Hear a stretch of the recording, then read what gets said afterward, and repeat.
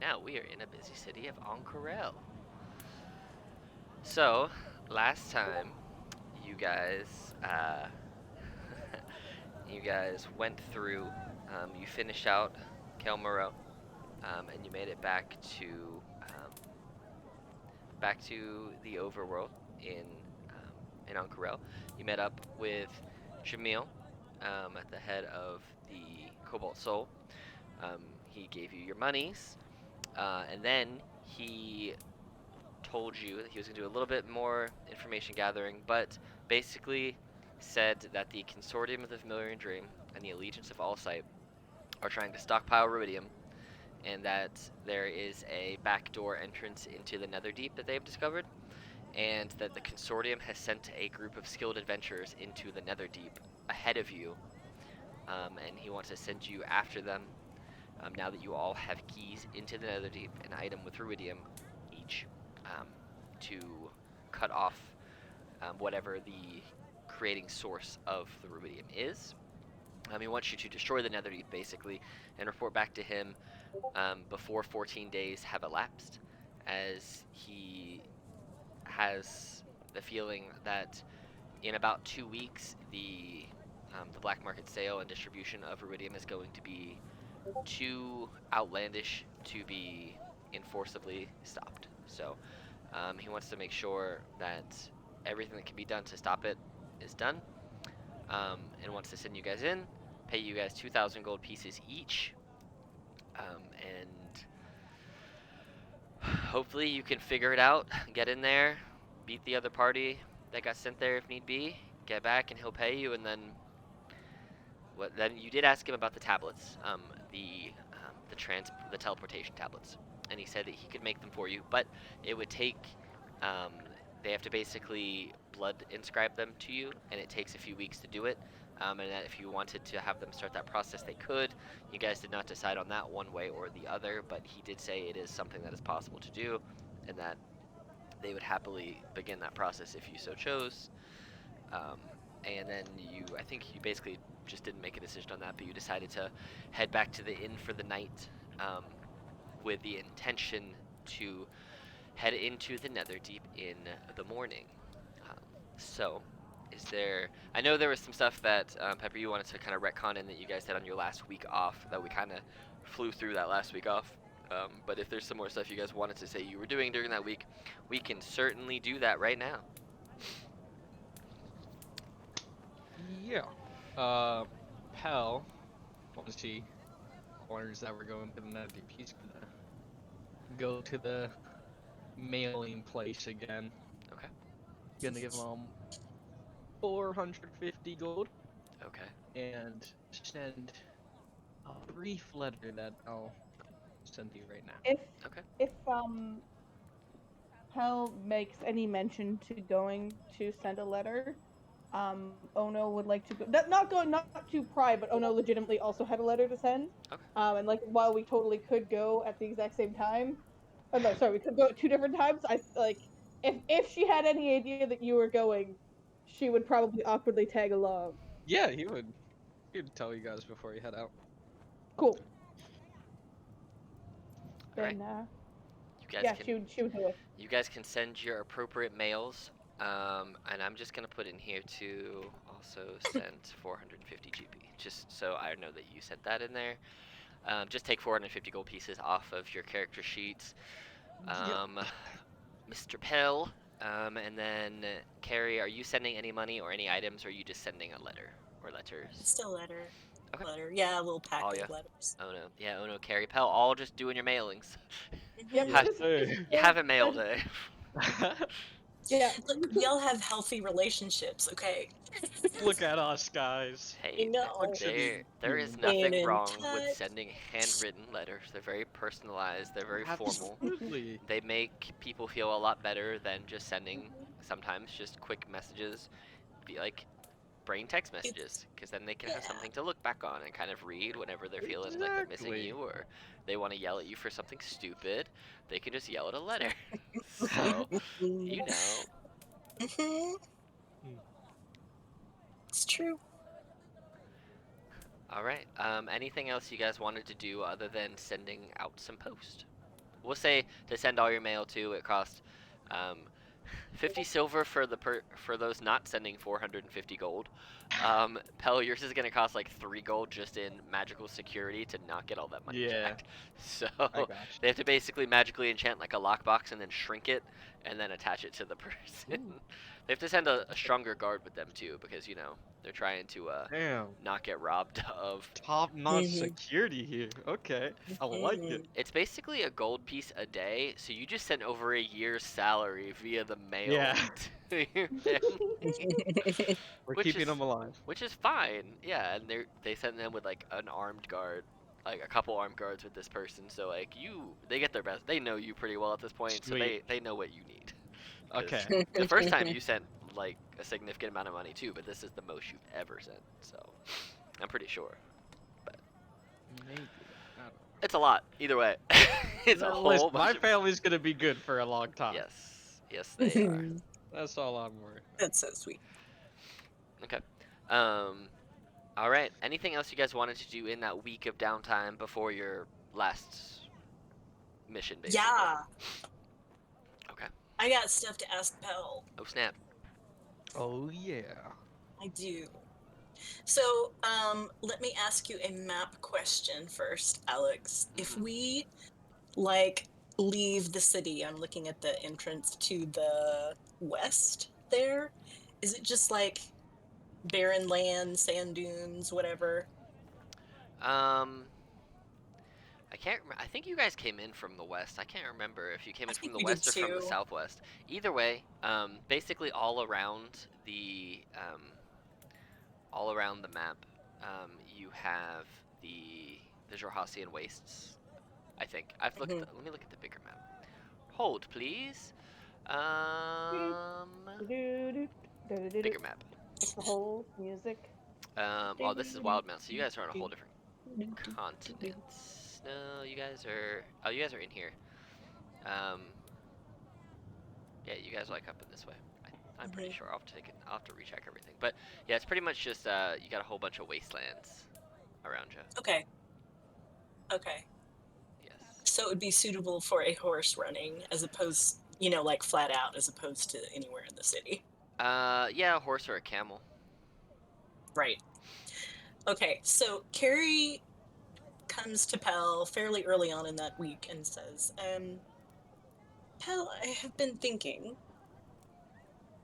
that you do not have your horse. We talked about this a little bit, Yeah. but I think that if you wanted to practice something, I think that if we had the chance, I could get into battle quickly, and then perhaps you would have some sort of extra attack or advantage. Yeah. We were talking about that signature move thing.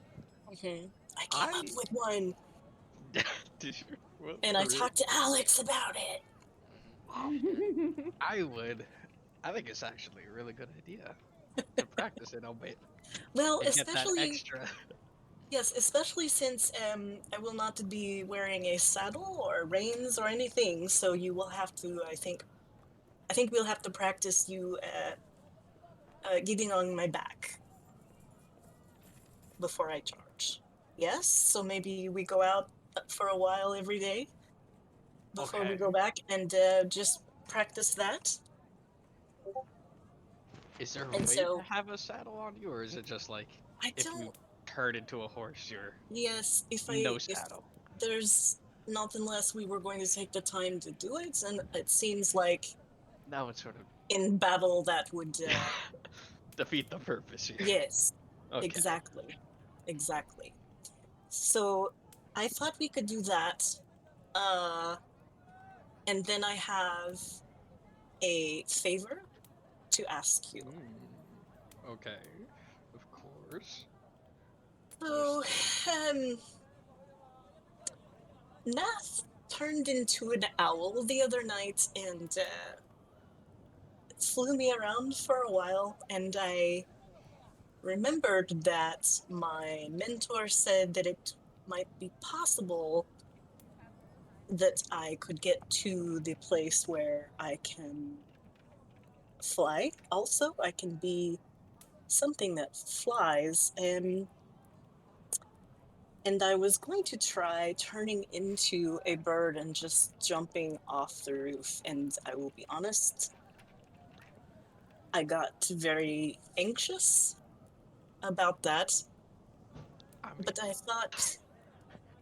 I thought maybe if we could go out, maybe when we are, practicing the horse thing, because you have the gauntlets that you wear, yes. mm-hmm. But maybe I could be like, a hawk, and it would not hurt your wrist or your arm because you have on the gauntlet. Yeah. And when you train like a falcon, you have it on your wrist and then you kind of throw it Yeah. up into the air, you know? I I was get you. wondering if you could if we could try that. You don't want me to like pick you up and throw you, right? That's not what you're No, asking. no, but just, Okay. go up quickly with your arm so that I can get a little wind under the wings and just go from there. Okay, wait. So you can turn into a hawk. You just can't fly as the hawk. Is that what I'm? I I I did turn into a bird the other night, and I stood on the edge of the roof, and I Ah. No, I get it. It's listen. That's a high roof. I'm sure it's a bit scary. I get it. it was odd because I used to, fly with my mother all the time. Didn't think about it, but yes, Ah. I just think maybe if I can try it this easier way. Okay. Yeah, I can do that for you. I mean, do I just like hold out my arm? Like, is that all I do?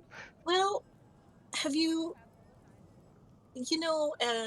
I've seen people train birds of prey, and usually what they do, is they have a lure and they spin it around and like kind of throw it out and then like lift up the bird really quickly. So it kind of gives I them a little boost, I think the word would be. okay. You might need to show me how to do All that. right. Yes, I think I can show you. Yes. Okay. I mean, if I could do it, I'll help you. No problem. Oh, I think you should be. It's not difficult. It's not. I think the only exertion really would be if I'm a larger bird of prey, you wouldn't want to hold me on your arm for very long. But Yeah. yeah, Okay. And I mean, show me how to do it. We can do it you guys whenever. can do that with no problem. Practice getting that down. and I will tell you that the reason that this occurred to me is two things. It's because first of all, I was thinking that Carrie being a spores druid now is like feeling extremely connected to like literally the earth. So that Mmm. idea of like flying is kind of like, ooh, but she thinks she should be able to do it. And then also, I'm going to put this in chat in a second. I saw this collection of pictures of owls walking instead of flying. It's hilarious. So I suddenly had this vision of Pell and Carrie doing this, and like Carrie just like spiraling out of control the first couple of times, and then just like stomping on her little bird legs back to Pell, just like so angry. That's funny. Oh yeah, Also, I dude. did find a map of the known realms of Exandria, so I would know for sure where you guys were. Ooh. You guys started way over here, like in the Kryn Dynasty, and up here is where Greenie is, like way up here right now. And Okay. then those of you from Tal'Dorei are from over here, and those of you from Marquette are from down here, but you guys basically started, like, you teleported from here in Bazozan, like, right on that little corner above where this red lava is, like, right above that. You teleported from there all the way to here on Corel. You literally teleported across Wait, the world. holy Yeah, what? you guys teleported across world. I thought we were still in the same No, you continent. started over here, and you guys are all the way down here now. Yeah, so you basically got to start, Holy like, shit. right there, and you guys are all, like, right there. Yeah. So that's why I had to think about it for a second. You grabbed the teleportation tablet when you were in the bottom of the temple in Bazozan and bamped yourself across the world to a continent none of you had ever been to. And this is why you're all surrounded by desert here. And so, but now you know that with the connections you made with the Cobalt Soul, they will likely allow you to pass and get back into Wildemount or Tal'Dorei just using their teleportation circles, and you can travel back and forth. So, Jeez, dude. yeah, you guys went roguely far. So, but yeah, there you go. That's just that. I'm gonna put you back on the city map now. Do people usually like travel between continents with teleportation circles, or is it like if they're high wizards, high enough level wizards, or have access to it with lots of money or connections, yeah. Otherwise, people will just get on like boats and ships and stuff like that, and like travel via ship is the most. Just like in olden times, like how you had to go across the world, like from India to like other parts of Europe and North America and stuff, you'd ride ships. That's pretty much how people do it, unless you're super wealthy. Although they are working on, at least in my mind now, sky ships are starting to become a thing. They kind of already were, but now they're becoming more of a commonplace thing. So. Okay. But yeah, so you guys can spend some time working on. Working on getting your whole owl that looks like it's got some fungus on it, kind of walking around, looking angrily. But yes, that owl is making its way downtown, afraid of the sky, prefers the ground. Nice. Slant rhyme. Down. Oh my god. Dun, dun, Oh dun. my god. Terry Crews rolls up in his lowrider, and the Wayans brothers are with him. Anyway, we get way off track. But yes, you guys this was basically what happened before your last mission. You guys were doing all that in your downtime and then mailing some letters. So now, fast forward to the future. Can I tell Pal the details of the horse move? Oh, absolutely. Okay, so here's the deal. Horses have a charge attack, which means that if they can charge in a straight line 20 feet, at least 20 feet at something, then they can take, and if they hit, then they can take an attack with their hooves. So I was thinking, so if the horse has a rider, the rider gives the horse advantage to hit, and then the horse can forego that attack so that the rider can go ahead and take an attack. Okay. Then technically you could just, slip off my back and go to town again. Hell yeah, dude. Yeah. What? So. Okay, so that's gonna be like our awesome opening move. We'll see. Yeah. I mean, if it makes sense to do it, we're gonna do it. And it's also possible, because Alex is a kind and benevolent god, that thank you, Alex. That if there are if I can find underwater animals that have sort of the equivalent of a charge attack, we can work on that underwater as well. Are there any penalties to not having a saddle, or is it just I get uncomfortable and that's it? Alex, that's totally up to you in terms of. I would say that I mean, if you are, if you're giving him the option, and you are more than able to control yourself in that form too, that I would say that you can kind of maneuver your body at the same rate as what as Pell is maneuvering his body, and you guys can kind of work it out where you don't necessarily need a saddle. But I would say if something happened where you were in horse form and you had to make a deck save to not do whatever, then Pell would have to, anything that would cause you to rapidly change direction or go prone, Pell would have to make a deck save to either stay on or jump off. But yeah, so that anything that would knock you effectively either out of horse form or blast you back, or anything that would forcibly move you, Pell would just have to make a dex save to stay on you. Or if you like got say Dissonant Whispered and turn around the other way, Pell could choose to just like let you run out from between his legs and he could just drop there, no problem. You could just, yeah, okay. No, that makes sense. Cool. Those are all So, but yeah, realistic. so you guys work on that for that time as well, and then Montage time. Yes. While they're working on that, I guess like Ono would have asked at some point before being like, "I'm gonna go do some research," but would have been like, "Is there any buffs we're specifically looking for?" And like before she starts to go on like a cooking spree to make like the best feast, not actual heroes feast, but feast of heroes before we all go into the Netherdeep. Mm. But yeah, that's basically her goal. While you guys are learning cool stuff, she's gonna be shopping for groceries, and if there's anything specific we want to see if the benevolent god will let me look for, in terms of buffs, then You guys are what, level 10, right? Yeah. Yes. yeah. Yes. Oh, my internet is Yes. dying. Are we? No. Okay, well you guys can still hear me and all. Yeah. Yep. Yeah. Okay. Well, I guess if nothing happens, we're good. Cool. All right. So here is what we're gonna do while they're doing that for basically that whole week before you guys go on the mission that you just completed, because we're back in time a little bit right now. Yeah. You guys at that point had not become level 10 yet. So basically you're at level 9 doing all that stuff, and you're level 10 at this moment. Roll me 3 investigation checks. Oh no, but actually roll them as medicine checks because Okay. they're effectively cooking checks. Cooking checks. So roll me 3 medicine checks.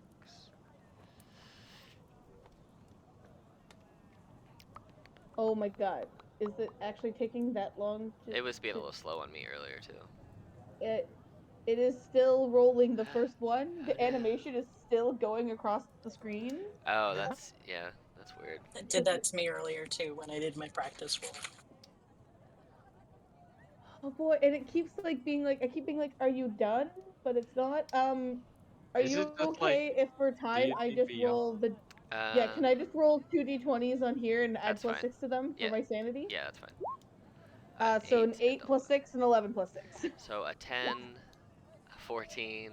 So what'll make that go faster is if you turn off the dice rolling on your D&D Beyond sheet. That'll speed it up too. Yeah, I thought that was off. No, but I think every time there's an update I mean, in something, it turns it back on. Right. But Oh, so right. it does? Let me go. yeah, I think so. That- So okay. what we'll do is we'll take the first one because it rolled. We'll take the highest 3 that you got here. So you got 23, 17, and 14. Okay. Yeah. Cool.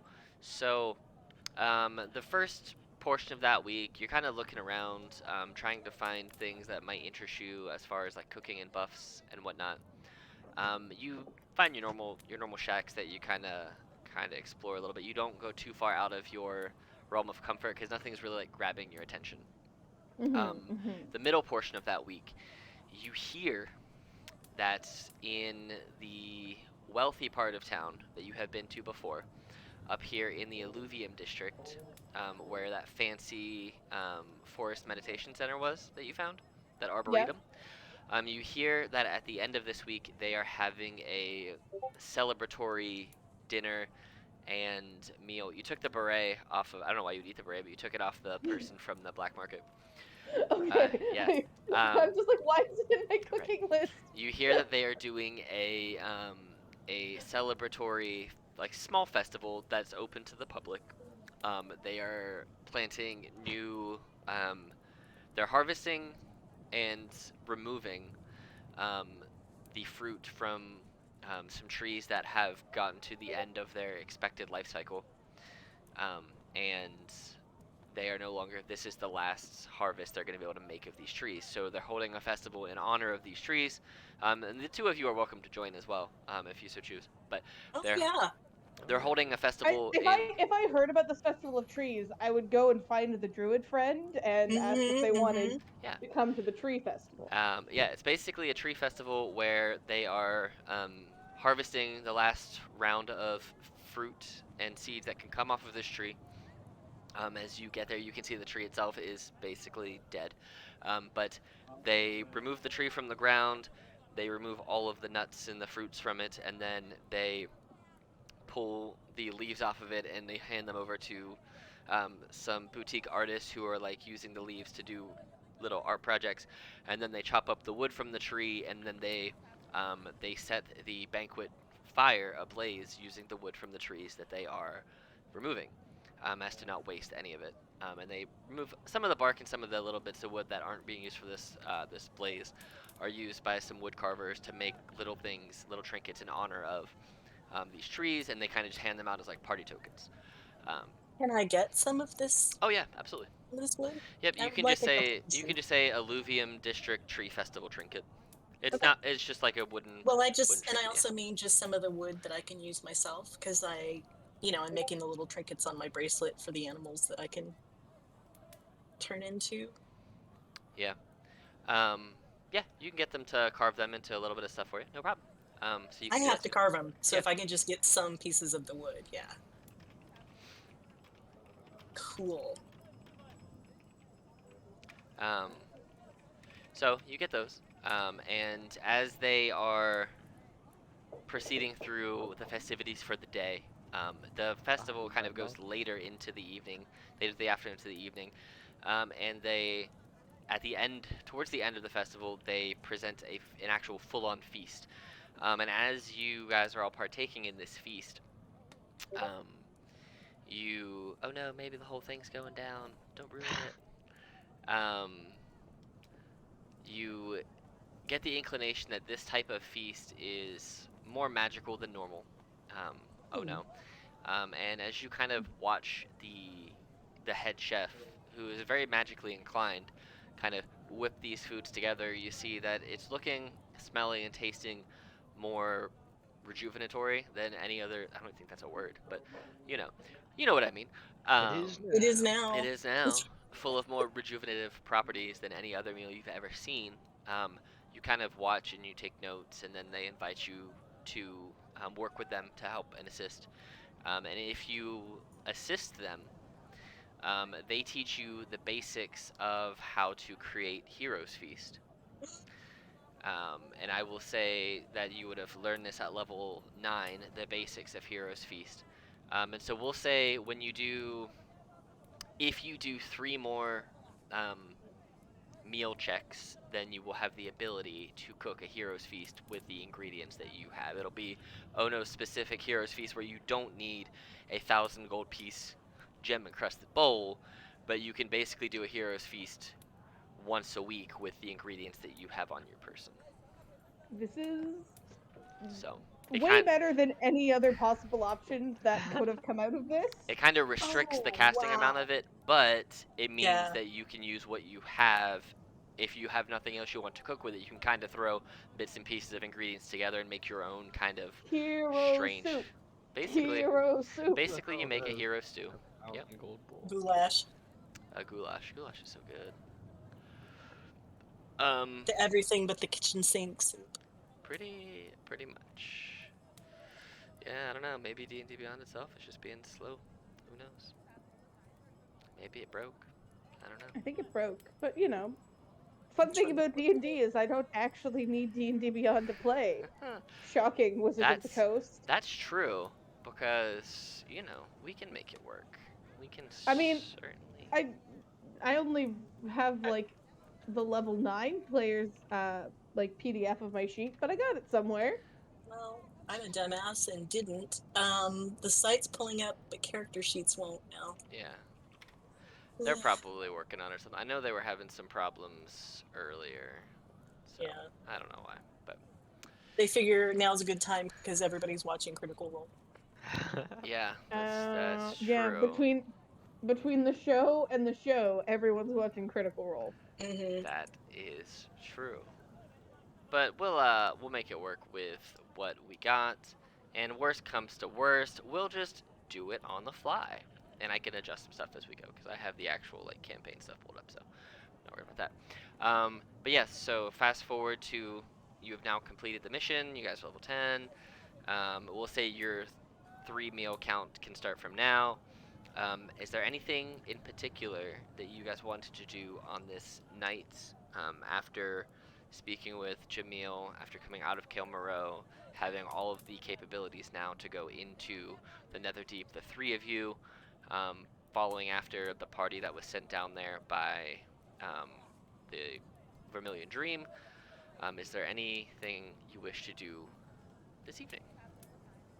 Well, I would like to just take a quick, sort of vibe check with my companions.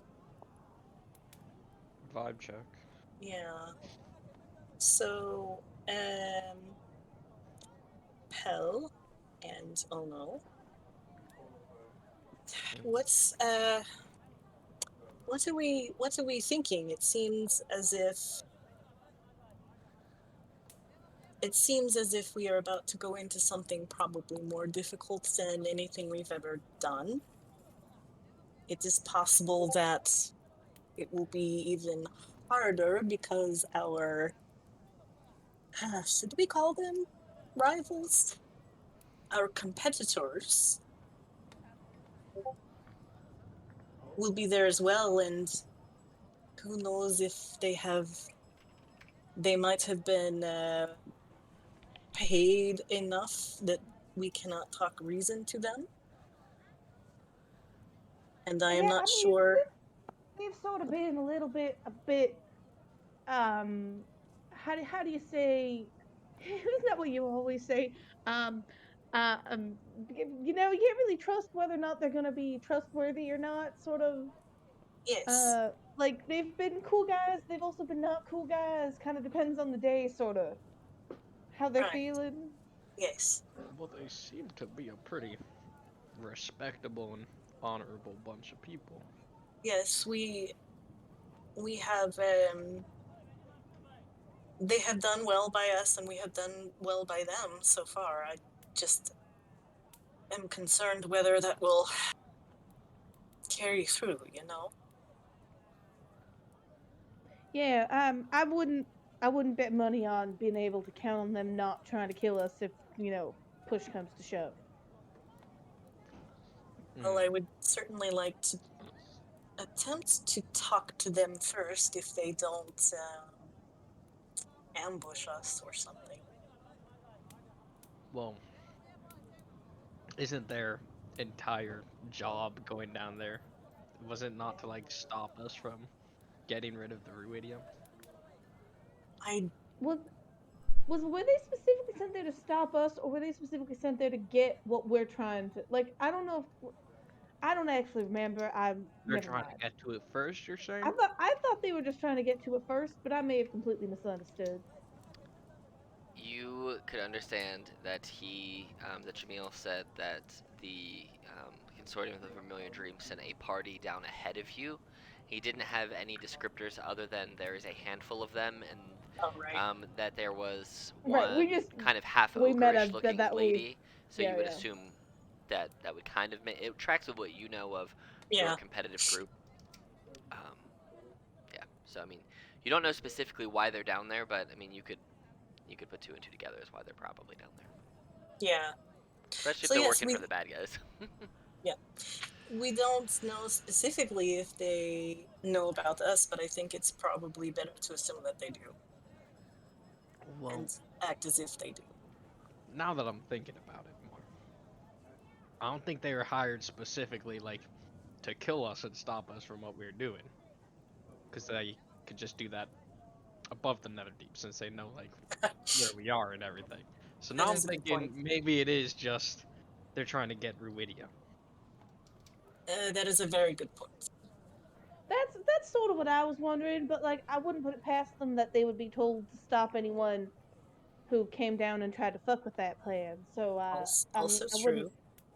wouldn't necessarily trust that. I don't know. I wouldn't I feel like there's a very southern expression for I wouldn't trust them, but my brain is not filling that in right now. So somebody Google that and fill that in for me in a minute. Thanks. You'd think I could think of something, but I haven't been in Texas in 16 years. So. Well, I believe that the fact that we are thinking about it is probably a good idea, and that we can be extra cautious, that we know that it's very possible that some group will be trying to get into our way. And Another I, thing is, they outnumber us pretty heavily now, yeah. That that group is of people. true, yes. If it is Oh, their full group, yes. If it is the same amount. I think it's pretty obvious that the best course of action would to be avoid fighting there. But Mm-hmm. I I don't know, do agree. we have like a plan of what happens if they do get in a fight? Like, did they have a leader that if we take out, they start to crumble? Hmm. I don't. I don't know, because when we met up with them in the maze, they were with, the person who had hired them. So it was hard to say if there was a particular leader. They all seem to be pretty independent. I don't think Mm, if we kill one, the others would just run away. that is true. I mean, they have, if they are anything like we are, I know that we don't run away. We don't leave each other. Mhm. I know that very personally. Oh no, would probably give you a hug when you say Hmm. that. Mm-hmm. Well, Big turtle hug. if we don't know too much about them and we can't plan for combat ahead, Hmm. I think we just leave it at try not to get in combat with them in the first place. And that if we do, maybe we Should should I be run. making that special good at talking to people pig tonight? By tonight, I mean before we head out tomorrow, presumably in the That timeline. might not be a bad idea. Talking with them has done all right so far. Um, as you say, they do outnumber us, so perhaps it would be wise if we do have to fight them or almost anything, that we all attack the same thing if possible. I agree. That's smart. Wait, can you say that again? My brain was thinking about food. Well, that is not unusual, and we love you for it. I was just saying that if we do end up having to fight them or anything really, that since there are just the three of us, we try to what would be the word? Focus, I think, Yeah, so on one thing or one person, and take care of them, and then move on to another, just so that we aren't Right, wasting. take one down. Right. I Yes, understand. I understand now. Sorry. yes. No, it is all right. I think that's a solid plan. Yes. Good plan. And I also, I think it is fair for us to talk about the fact that there is a high chance that we may not come back from this. Yeah, Yeah, that's sort of why I tried to send a quick message to the fam and say, you know, that's who you sent the letter to? oh, yeah, no, oh no, definitely did not tell you about that before, and is now like, oh shit, ha ha ha ha ha. Uh, oh yeah, just to the brigade, and they probably don't care, but I guess I want them, if they ever did think about me, to be able to figure out what happened to me at the very least. I think that was a good thing to do. Yeah. I've sent my last of my savings and a little letter back to my family, so, And I wrote to my mother, so I think well, we are prepared in that way then, yes. We done our sort of uh, last notes, whatever Yes, that. it is a scary thought. But this rudium, it seems terrible to me. It it sure does not seem like something we want here. And we don't need No, no more of it. it just seems even easier than with some things to make it into something very bad, very destructive, you know? No, listen, we'll do what we gotta do, and we'll make it out alive. We'll be okay. Well, that is certainly what we all prefer, I think. Sure as hell would I prefer, yeah. Yes. Listen, if you start going in there thinking this is your last mission, then it is gonna be your last mission. I mean, for the record, if someone's gotta go, it really should be me. You guys both got families to get back to. I just had Mm, you guys. mm. Oh no. Let us not go down that road. Yeah, that's Let us not do that. a road filled with treachery, that one. Yes. I guess what I mean to say is, if you have the choice of going back from me if I'm dying or saving yourself, you know what I prefer. I understand the sentiment, and I actually do feel the same, but, you know, But we ain't doing that. we do. We do. We don't, I don't want to think that way, and I think, Paul, what you just said is very nice. That we should not, I think, planning for some outcomes as we are doing is good, but not to focus on the worst case What he is said. also good. I oh no, Ono looks at Pell with complete sincerity and says, "If I die, I want your wife to have my pants."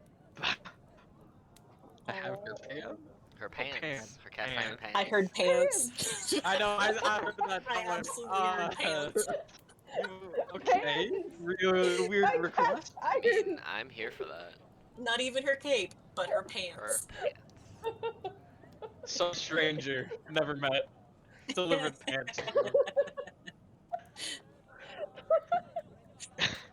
I will. These so would not fit either. You don't know. You haven't seen her. I Oh will man. I'm assuming she's on gladly the take the 450 bed. It was a reference to when I made Pell hold my pants when we first met him, okay? Yes, I know. yes, you did. It Yes. was a callback. It was a good call back. callback. We just all heard the wrong thing. That's all.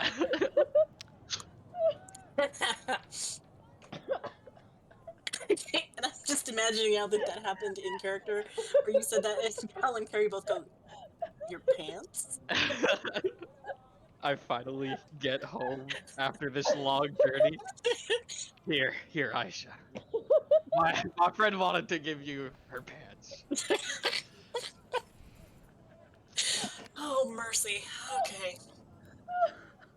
Ugh. Oh Lord. Ugh.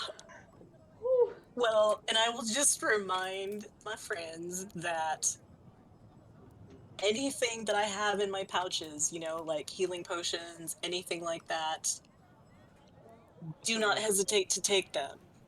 So, like, if I go unconscious and you need to take one to stay up and then give me one later, take it. Yeah, You'll I do think like on a level like Ono's also yeah, do what you gotta do Yeah. if we're down. Yeah. All right. Imagine like Well, we're just gonna spend the entire rest of this game doing what we did last one, where we just talk our way out of everything. And true. we, True. It could boy, happen. it could, Listen, I guess. I wish I could see we're gonna Alex's be face right now. okay. We're gonna be okay. I really wish I could see Alex's face right now. I mean, hey, have I stopped you from any ridiculous ways to get through encounters yet? Not at all. There you go. he has never stopped. There's a possibility. No, Yeah. if it makes sense, hell, even if it doesn't make sense, if you can make it work, I'm here for it. But If on if that we, if note, me and the dice can make it work, then you know. right, right, right, Uh-huh. right. Uh-huh. On that note, anything else you wish to do for the rest of the evening after your um, mission was complete and you spoke with Jamil before going to bed for the night? I would like to make sure, I have this, what was it, iridium sword, I think, is what I have in my I inventory. yeah, I think so. I don't know, but I Yeah. think so. You So have iridium I'm somewhere. not planning, and you said as long as As long that as we you have it have on it our on your person. person, Okay. yes. So I'm Technically, gonna kind of, to clarify, you only need the group in total only needs one ruidium item to get through the entrance now that it's opened. You can get through with okay. just one. But Ah, but I will tell you it is a good idea to have a piece of ruidium on you. Right. Okay. So what I want to make sure and do, because Carrie's gonna go ahead and ritual cast water breathing anyway Mhm. because redundancy and backup, Yeah. but I want to just take some time and make sure that I've got a way that that sword is strapped very securely on me. Yeah. Absolutely. Okay. Do you even have to breathe? I can't remember. Like as your character, I I don't don't. think you do, right? I That's what and I don't. I thought. I can hold my breath underwater for an hour, which I'm not saying like it will be down there for a while, but like Yeah, and just you guys have attuned to you two, you and Pel have attuned to ruidium stuff, and you can breathe water anyway with your jewel, I think. yeah. But like Wait, you shoot, just what was never I know. attuned to? The great I axe. remember stating it. I remember stating it I'm pretty sure it's the somewhere. ruidium great axe. I think is what Yeah, you're you took attuned the to. axe. Yeah. Yep, By the way, I'm attuned to amulet, brooch, and shield. Was the last thing that I said, and I don't think I changed that. that's fine. Yeah, yeah, that's what I think you switched around to the shield because it can deflect stuff and it still gives you the Hmm. um, Yeah, because it's a Viridium shield, right? I'm assuming was the one I meant. yes, the ruidium Yeah. shield. And just so you have Yeah. a remember of what it does, there's the thing I, for it. You can breathe I'd water. be You able gain to see swimming my speed. character sheet and what I'd actually clicked on. Right, right. But yeah, it can do all those things. It's a regular shield. It has resistance to psychic damage. You can breathe water. You can swim. You can reflect psychic damage to another creature within 30 feet. And whenever you use that, you got to make a charisma save, and then, you know. Yeah. So good. Cool. Thank you. Uh-huh. I can access literally everything in D&D Beyond is accessible except character sheets across the board for like every one of the Right, inner right, ones right right. now. But the night It's goes. it's a good thing that Critical Role is not live anymore, because like, not that they would have made it obvious, but like, can you imagine them playing to play and then being like, "Oh, my character sheet's not working. Give me a Oh, second," as they're trying to find all their stuff, right? Because they use they've got them all like printed out. Yeah, they use both. But yes, so the night passes. You guys all get a long rest. You complete a long rest, so that will happen. Um, and you awake to daybreak.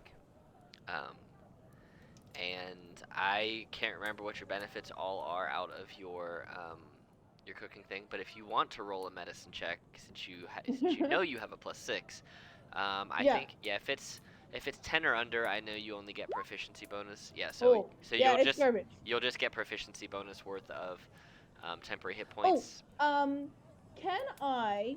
Let's see. In my inventory, Hmm. it says that I have 5 uses of mastodon meat that Hmm. I know I haven't used since leveling up to level 9.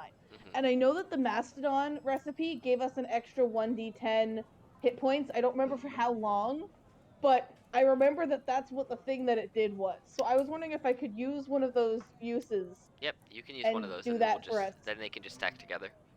We'll say they're Cool, temporary hit points. especially since that was so garbage. I think they're temporary hit points. I can't remember. So either I way, think they're temporary hit yep. So points. just Yeah. roll a d10, and then you'll have a total of this plus your proficiency, which I'm pretty sure is 4. Yeah. So you'll have a total of 13 temporary hit points whenever the All sheets of come back us? online, if they do. And then just make a note that with that, because you're adding to your normal checks and like bolstering it a little bit, you have completed one of the 3 checks you need to be able to give yourself the hero's feast once a week. Right, So, right. yep. So that kind of has a twofold thing. You get the extra benefits, and you are progressing towards being able to complete that. So you have 1/3 of that done. So just 2 more bigger meals, and if you want to do those at dinner or at breakfast, you just can't do them all in one day. So, Yeah, yeah. so. But yes, you guys wake up, long rest, have a good solid breakfast before heading back towards the guided district to make your way into Kael Morrell, into the Netherdeep. Is there anything you wish to do, anything else you wish to do this morning prior to getting there? I don't think I have anything. Just as we walk, can we check if there are any stalls or anything that are selling healing potions? I'm always on the lookout. Yes, you can certainly take a look, Okay. but I will tell you there are none. Pretty much Okay. everyone that you buy, the ones that you buy out from the Cobalt Soul, they go and buy them up from the market too. So, Gotcha. yes. So, Do we have to stop by the Cobalt Soul one last time to be like, hey, did you get any? No? Okay, bye. no, okay, bye. All right. So, you guys are. Let me get you to where you need to be real quick. We're gonna do one of these. Switch you over to here, and you guys find yourselves as you do. In Kael Morrell. Oh, I forgot about Egdab Stabones the Third. Oh, Do you want to resurrect Egdab Stubbones the Third again? I think that I do, yes. Okay. It's not a ritual cast, is it? No, it would be a spell slot. Then you know what? No, not right now. All right. Well, Egdab Stabones the Third Wouldn't is. he be the fourth? He would be the fourth. He would be the fourth. Unless you wanted to resurrect him and just call him the third, you have Right. that option. But excuse me, you guys get to the rift.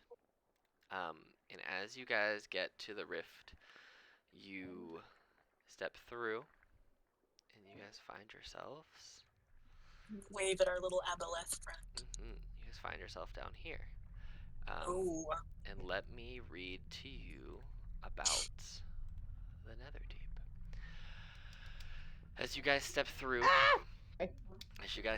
this rift, you see that it is exceptionally dark here.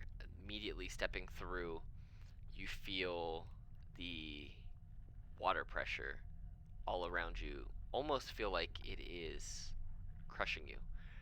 All of the light that you have that permeates from you shrinks. So your normal light of 20 feet shrinks to 10 feet, 10 feet. Everything here is engulfed in dimly lit ruidium light, like a light red glow or outright darkness. The ceilings here are effectively 10 feet tall when in a chamber or a grotto, unless I tell you there isn't one. And you can assume that all of the walls, when not in a ceilinged area, are 100 foot tall. And beyond them, it's just a black, underwater, dark abyss. But yes, as you guys approach, you burst from this planar rift and are plunged into deep, cold water. You're floating 10 feet above the floor of a cavernous pit, the rift at your back, with 2 enormous statues having settled into the sea floor at awkward angles. Each statue is missing its head, and one of the statues has an outstretched hand that looks like it might grab anything that gets too close to it. Covering the statues and clinging to the walls are crystalline tendrils that shed dim, eerie red light. A 10-foot high tunnel at floor level leads out of the sunken chamber, which has patches of seagrass growing everywhere. And you can kind of see through the tunnel ahead of you.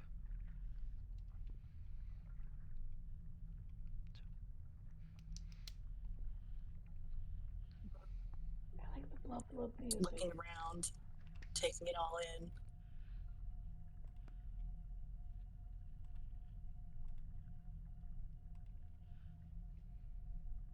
And got my drift globe out. Yep.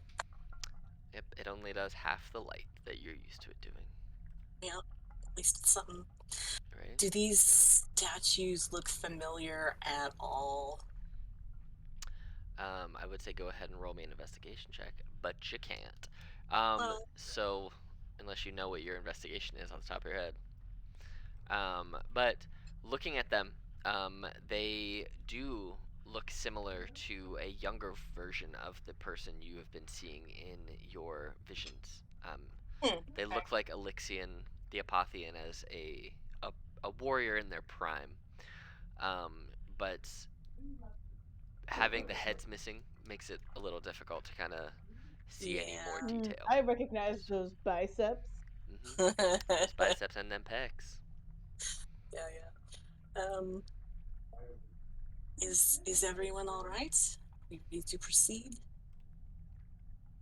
I mean, I think, yeah, we go. All right. Let's go. Gonna be trying to be extra alert. Oops. Shall I go first since I have the lights? Although I can send it ahead of me a little bit.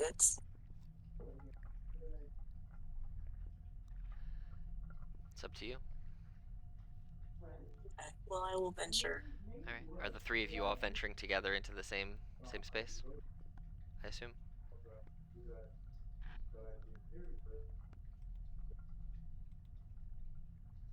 Pal, I can't hear you. I don't know if you're muted or what. Hello? There you are. There you are. I did not know I was muted. Oh More no. like, hello. Hello. Ha ha ha. So are you all? You're all three following into this room. Yes. Okay. I will move you all in here, and as you move in here, you step in, and as you all, I'm just gonna slide you all in here. As you all step into this room, the water shimmers around you as you're transported out of the undersea gloom and into a child's bedroom. What? Simple comforts are scattered around the room's perimeter. A teddy bear overgrown with ruidium, a cradle lined with ruidium spikes, and a rocking horse with tendrils of ruidium crawling up one side of it. Simple toys are scattered on the floor, with more of them on small wooden shelves. All of them are laced with ruidium. Sunlight shines into the room through two small, high windows, and you hear muffled voices coming from outside and an occasional dull thud. And this is what you see.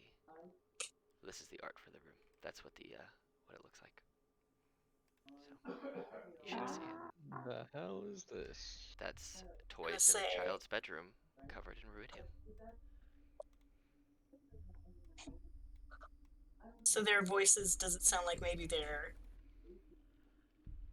like down a hallway or something like that?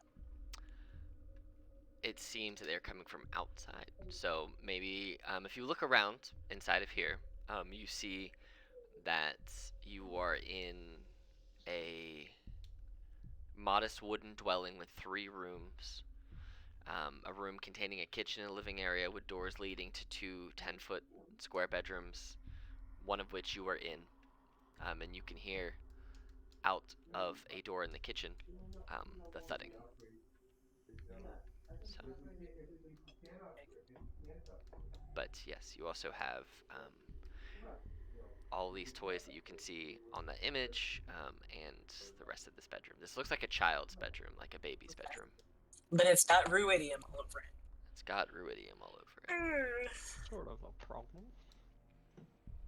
I'm going to just glance around real quick.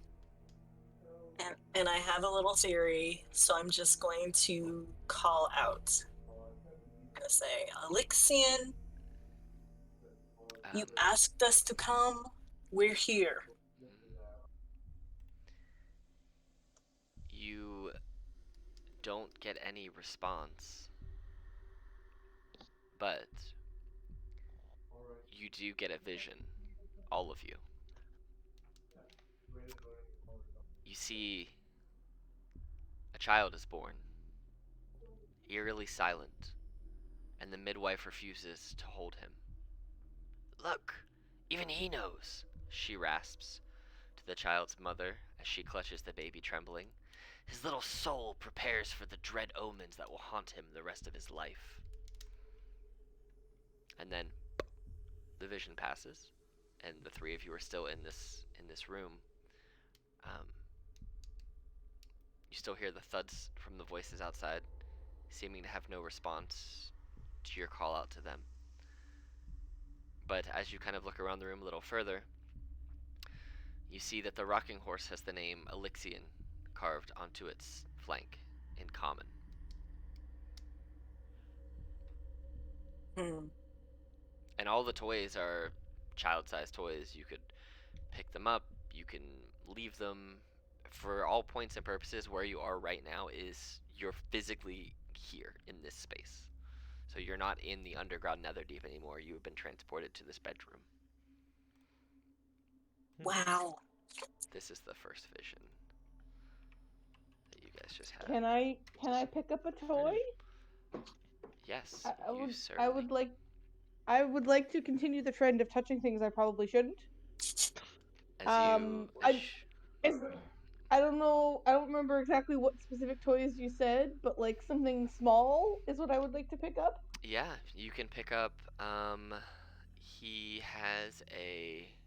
There's just simple toys kind of scattered around of them. Some on wooden shelves. There are rattles. There's small little bears. There's just little toys that a baby would have. And as you let's say you pick up a rattle, a little baby I rattle. pick up a rattle. Whoa, Alex is in my brain. You pick up a rattle, and you hear a whisper that kind of passes through all of you like a chill running down your spine, and it says, "Such a thing no longer holds a special place in my heart, but it might be worth something to you." Okay. I'm gonna pick up like a small stuffed animal. See what happens. Nothing happens. It still is covered in ruidium. So just write down that you guys have ruidium covered stuffed animal and rattle. Yep. I don't think I'm gonna take it. Okay. I think I'm gonna take it. Okay. Yeah. Pepper's like, yeah, that tracks.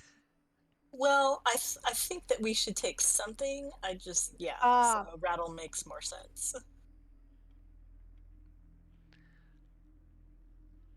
You see, as you pick these the up rattle's and you look around, the two windows kind of shimmer into place and catch your attention, and the voices that were out by the kitchen door have kind of traveled, and you can hear them through the bedroom windows. The windows on this side are dirty, where you can't see out of them, short of wiping them down to look out, but you can hear voices on the other side of the 10-foot high, or the windows that go about 5-foot high in this 10-foot high room. So We move over to the windows and see if we can hear better. you can hear better. You can hear like the voices are closely outside the house, but you can't see them. You can hear them, but they're closer. Okay. You can wipe the window if you so choose. Oh, I totally want to. Yes. Okay. As you look out the window, you see two humans being attacked by a band of 4 people armed with farm implements. Oh. You see the father-looking figure has a kindly face with a bushy brown beard, and the mother figure has a worry-lined, scarred face, both with olive skin, wearing simple dirt-stained garments made out of a single piece of cloth each. You see their attackers are shadowy, faceless facsimiles of people draped in worn-out clothes, red eyes burning from beneath their wide-brimmed hats.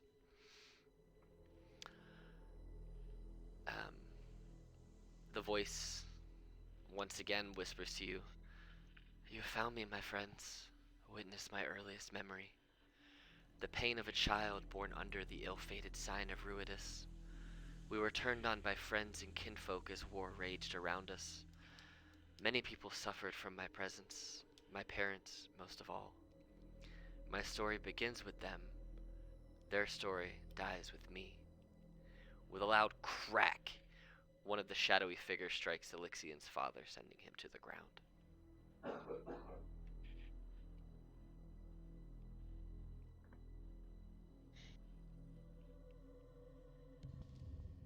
What do you do? Um,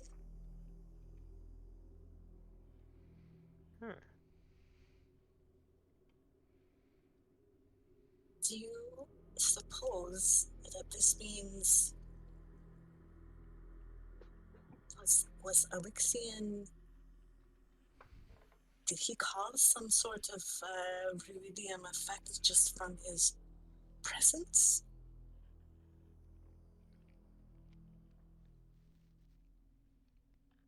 Maybe. I mean, it's possible. Surely he is not the only one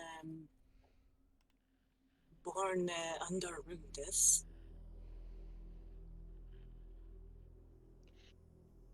I just wonder if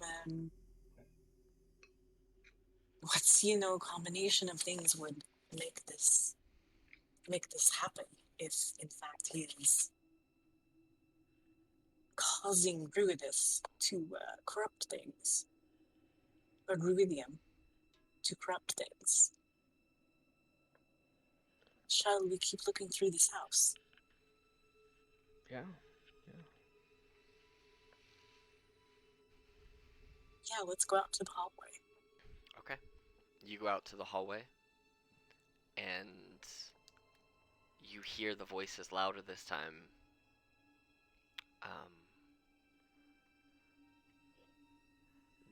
They sound like the assailants as they are yelling and hissing angrily.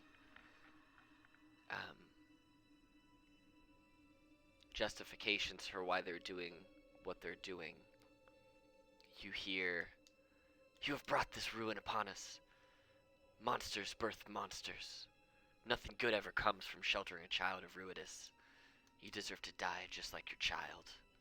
You will die here at our hands so we can save ourselves."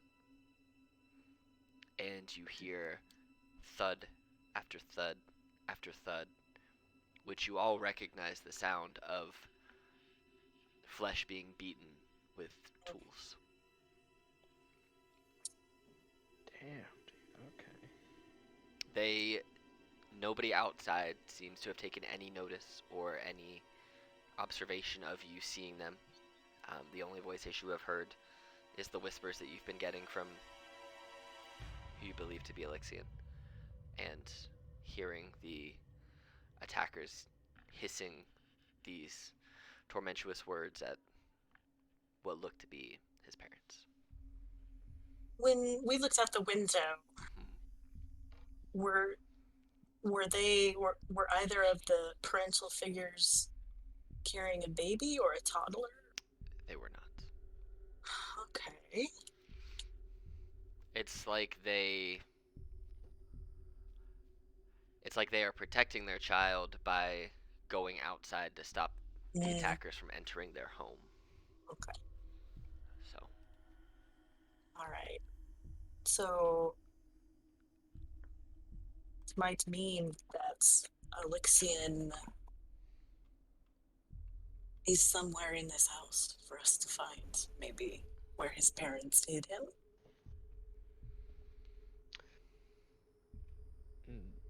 Yeah. I mean, is the Netherdeep only... How big is the Netherdeep? only just entered. You don't Yeah. know. I hope it's Netherdeep. I mean, do we have reason to believe he's in the house other than, I don't know, I these don't- visions? Yes, I don't know. I feel as if we are getting them for a reason, so maybe he does not he does speak cryptically often, so maybe we are meant to get some sort of clue. I don't know, object or something. Prove that we are worthy to help him if we find him here? I don't know. Well, I think either way, it would be important to keep on searching the house. I think we do need to see these visions. I agree. Ono is not that Ono never doesn't talk, but Ono is being extra not talkative with these visions. She you might see that she is visibly not comfortable, but she is putting on a brave face. Okay. If I notice that, I'm going to turn to Ono and just put my hand on her shoulder and just look at her like, are you all right? I'm fine. It's fine. Let's Hmm. keep going. All right. Just, we are all here together, yes? We certainly are. All together. And Ono's going to lead the pack into the next area. Okay. Fully avoiding eye contact, and meet shielding her.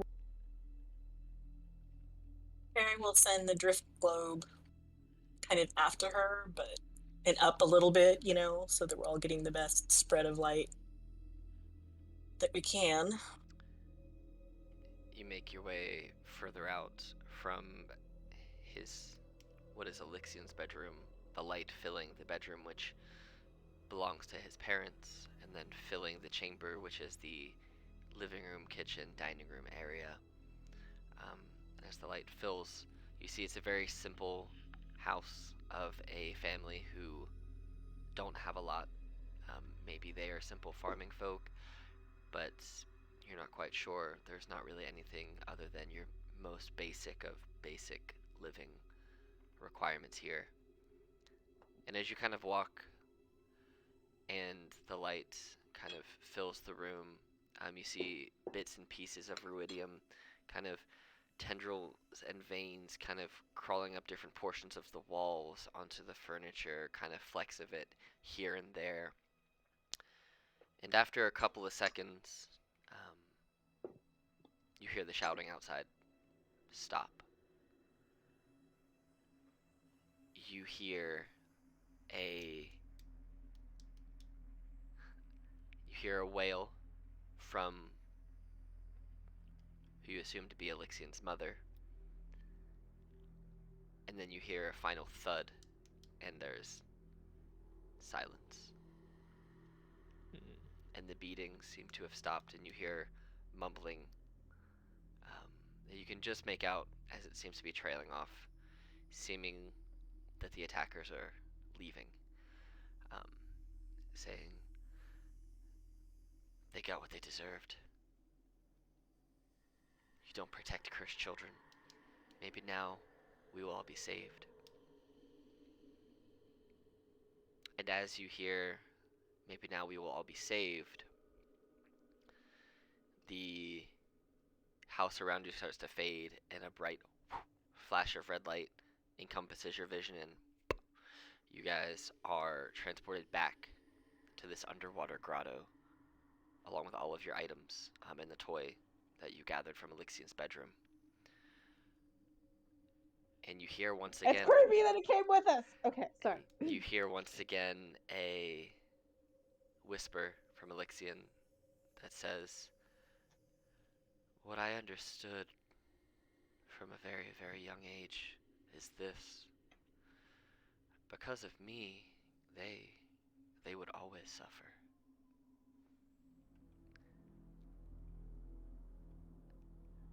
And as you kind of look around, you see the tunnel that you came through is still open.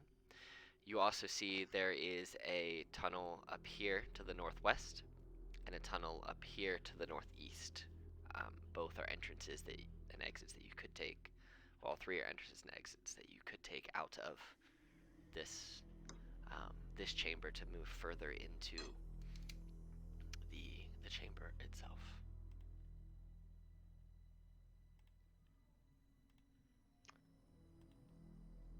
You guys have a preference? Well, that was fun. on which way?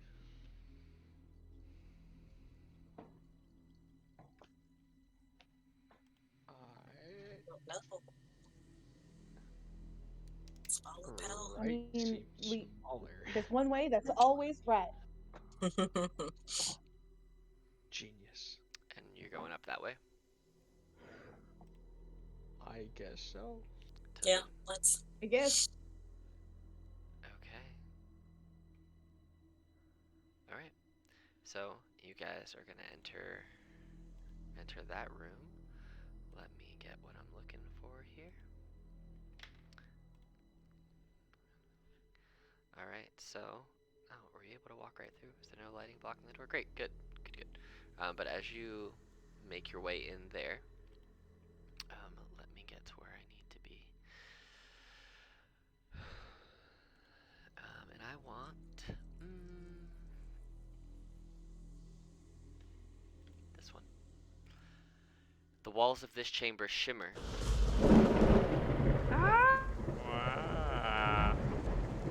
Yeah, you can turn it down to whatever is your preference. That got real loud real fast. Actually, I want this one. This is the one I want. Sweet, D&D Beyond is up. Nice. The walls of this chamber shimmer as you enter another memory.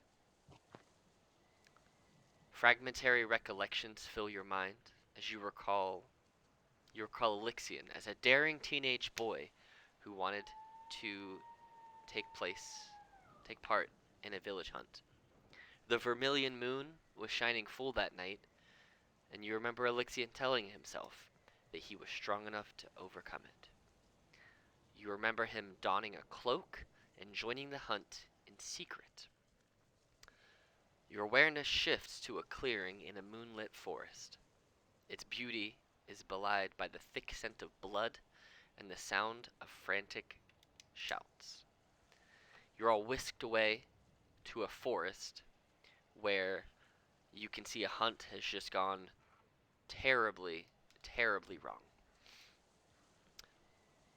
You get the feeling that the misfortune that has followed Elixion his entire life has now doomed this hunting party. You see one of the hunt captains seems to have been mauled by an owlbear in the red moonlight. And another hunter caught a glimpse of young Elixion before he parted company with the now dead drow captain and darted into the woods.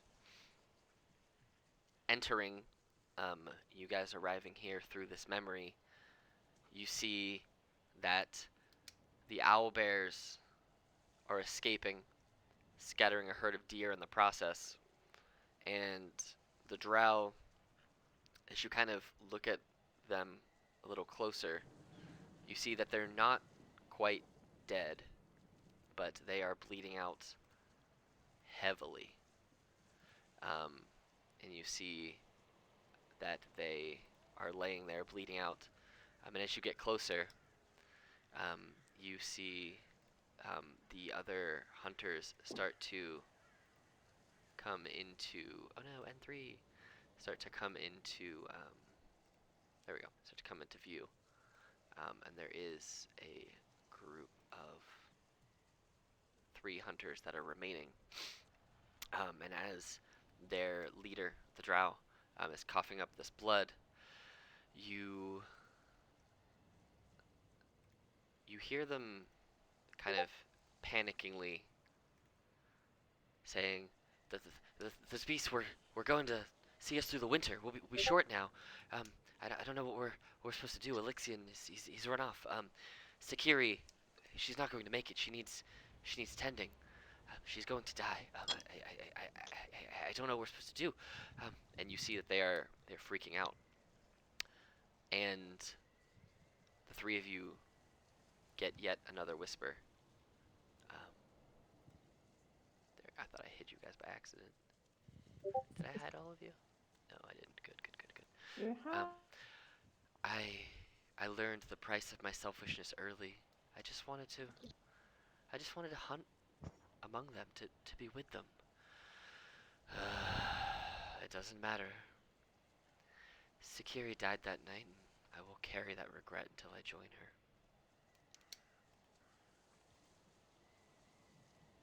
Oh, this poor kid. Yeah, Ono is having issues with childhood trauma, and Mhm. this kid having a traumatic childhood, and she is Mhm. continuing to not actually say anything about this. But you know, Yeah.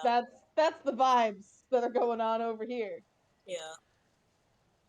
So you get the feeling that the regrets that Elixion had, other than her dying, is that they were unable to acquire the food to get them through the winter in the owlbears. They needed food. And Sorry. you feel his spirit, his memory, and his regrets kind of pulled in two directions. One, that he wishes he was strong enough to have chased the owlbears and hunted them himself, or been able to heal Sakiri and save her from dying. She is very, very much actively bleeding out and is able to be healed if you so choose. Um, you could choose to let her die, you could choose to heal her, you could choose to follow the other regret of Elixions and hunt these owlbears, or you could let them run free. Absolutely, we'll do a heal real quick. Okay. Yeah. Okay.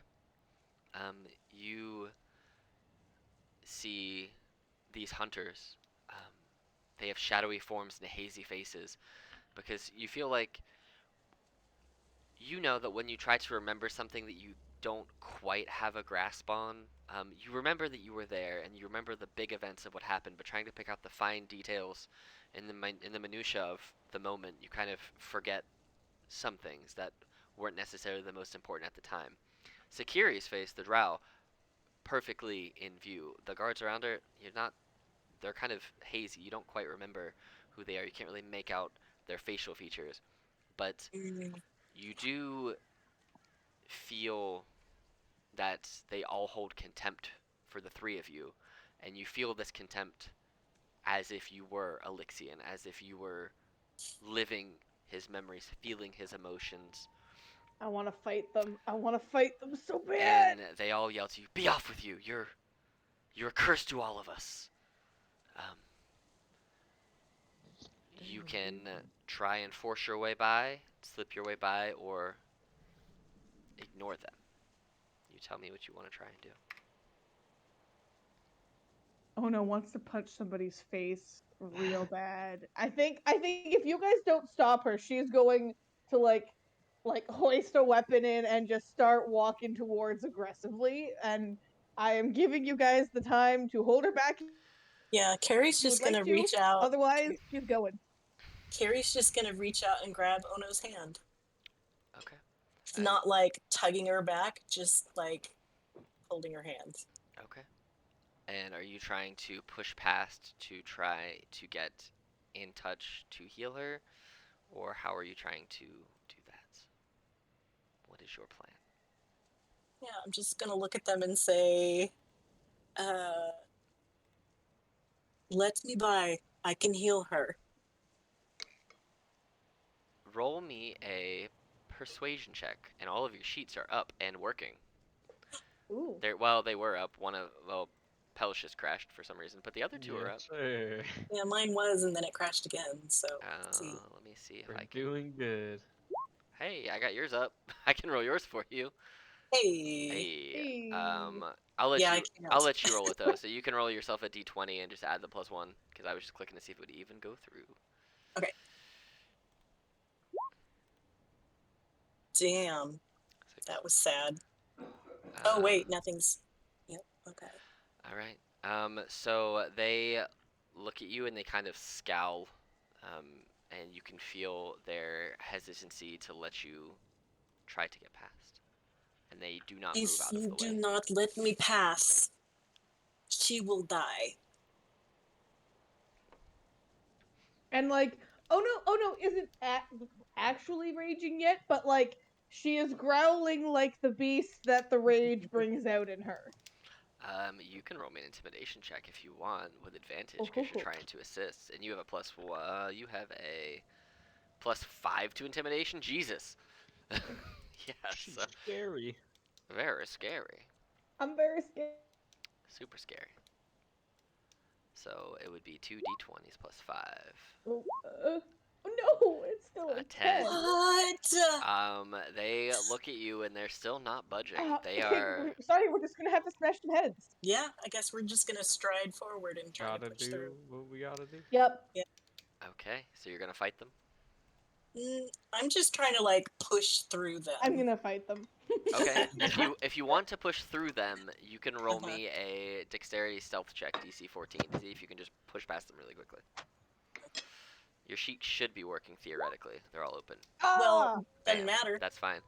As you see, they are kind of looking at the growling Ono. You just you dive in between them, and you kind of shove them out the way. And you see that Sakiri is unconscious, bleeding out, and dying from her wounds. Now, I'll say this. You can either roll a medicine check and just try and stabilize her at 1 hit point, or you can burn a spell slot and heal her. I'm gonna burn a spell slot. Okay. I'm gonna do a. She's gone. I'm gonna do a healing word though. Just a healing word, first level? Yeah. Mm-hmm. 6. You did the one that was range 60 feet, you got it right up next, and then. Okay, it's fine. I know. It's fine. What do you say to wake her up? I say,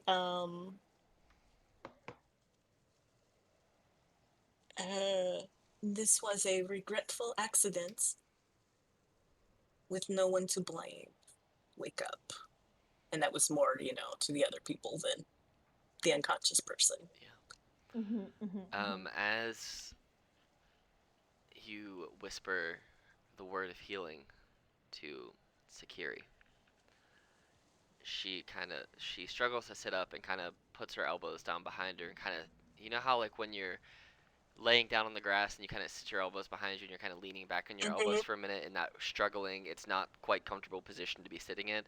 She sits up to about that, and then she looks to you, being the closest character to her, and then says, "Go on, boy. Take one of those carcasses to your ma. Tell her you did a good job tonight. I don't know if a curse truly does follow you, but people believe it does. And that's enough for them." And you then hear Elixian whisper the following words to all of you. "I've watched Sakiri's death 1,000 times. It never stops tearing my soul apart. But now I know that what she would have said had she lived." More quietly, you hear him whisper, "It's not what I would have expected after so long." The forest and the hunters and Sakiri all begin to fade away. And as they fade away, and you find yourself once again in this underwater grotto, you see a small unlocked chest appearing on the floor near you. And as you walk over and look at it, there are 15 tiny rubies worth 100 gold pieces each. Wow. Does anyone's character sheet working to toss that in there? I got it in my notes. Cool. But there, now you are in your, back in your underwater grotto. You can see there is another tunnel to the north of you, and still the tunnel across the way to your west now. And as you kind of come to, and you look to your west through where his house was, you all see another bright flash of red, and another vision comes to the three of you. Two parents place a baby in front of a priest of Pelor and beg a blessing. The priest makes a gesture over the infant's head, then recoils. There will be no help for him here. Do not be foolish. There is no cure for the mark of the red moon. And then, your vision comes back, and you are where you were before.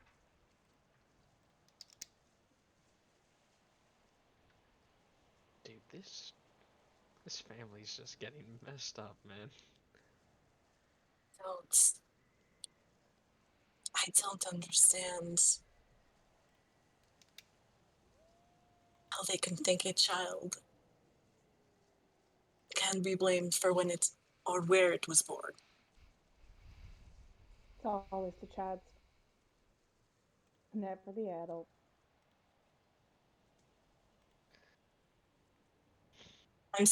I've got a hold of Ono's hand still. Just holding on.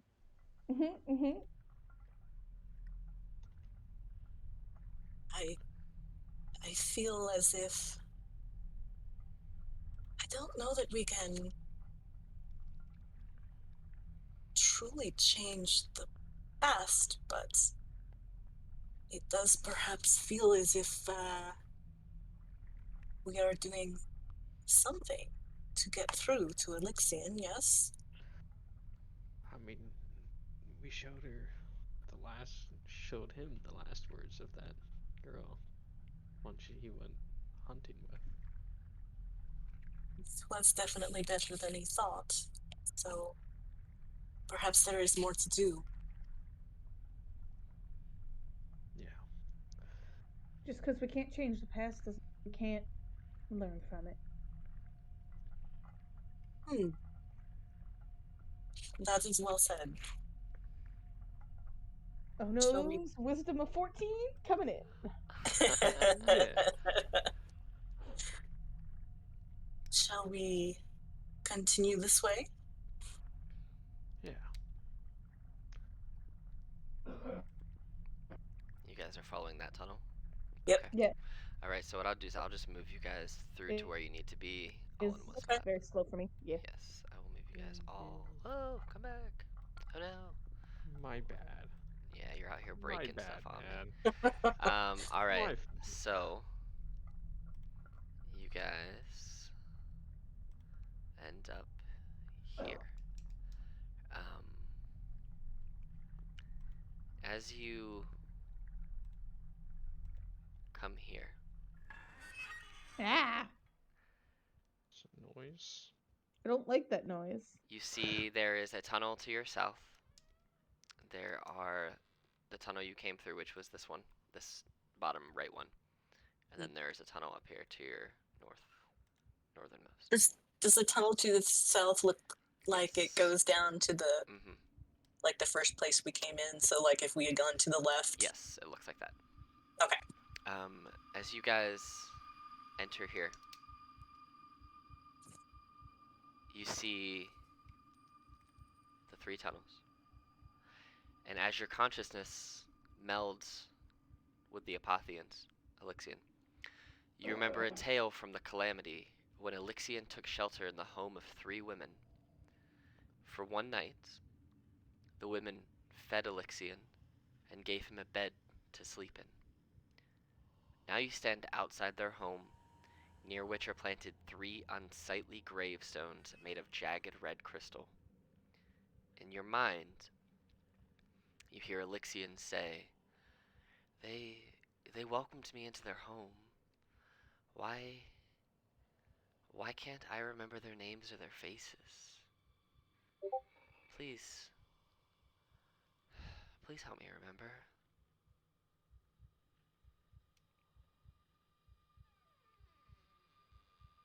I would like to go closer to the gravestones.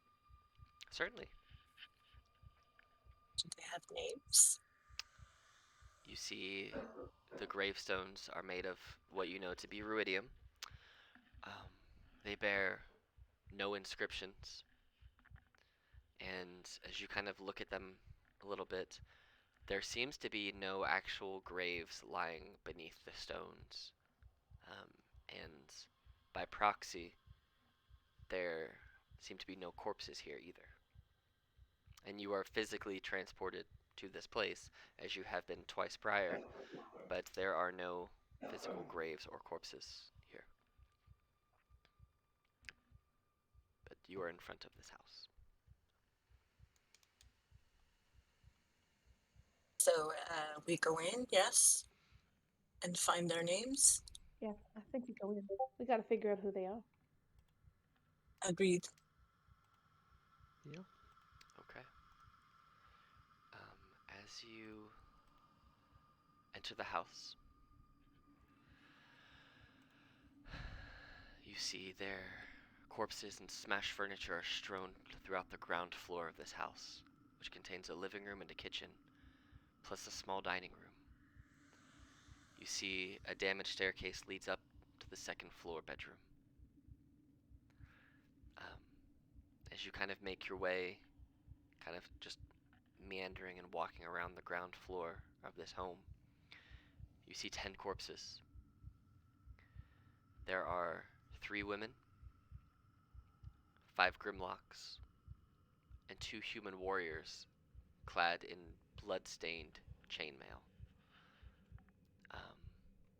And it looks, by the way that these bodies have been positioned, that these creatures look as if they had all died several days ago. So they look very fresh, but you know that's likely not true. But they look like they're only a few days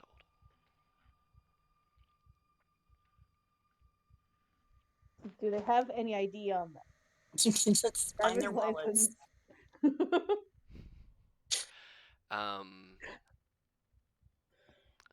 You see. Go ahead and roll me a investigation check if it will let you. Oh no. It will not, but my intelligence is +0, so 18. Good. Ooh. Good. As you kind of look around this room for a minute, you find a book called Scents, like aroma. and sensibility. Sorry. Scents for the Seasons, lying under a chair. And you see there are incense making tools that have been broken, some herbs, some bottles, and some incense sticks kind of lying around an overturned table near this book. And as you kind of open the book, you see on the inside of this book is a name who you believe to be the owner of this book, Celeste Zenthas.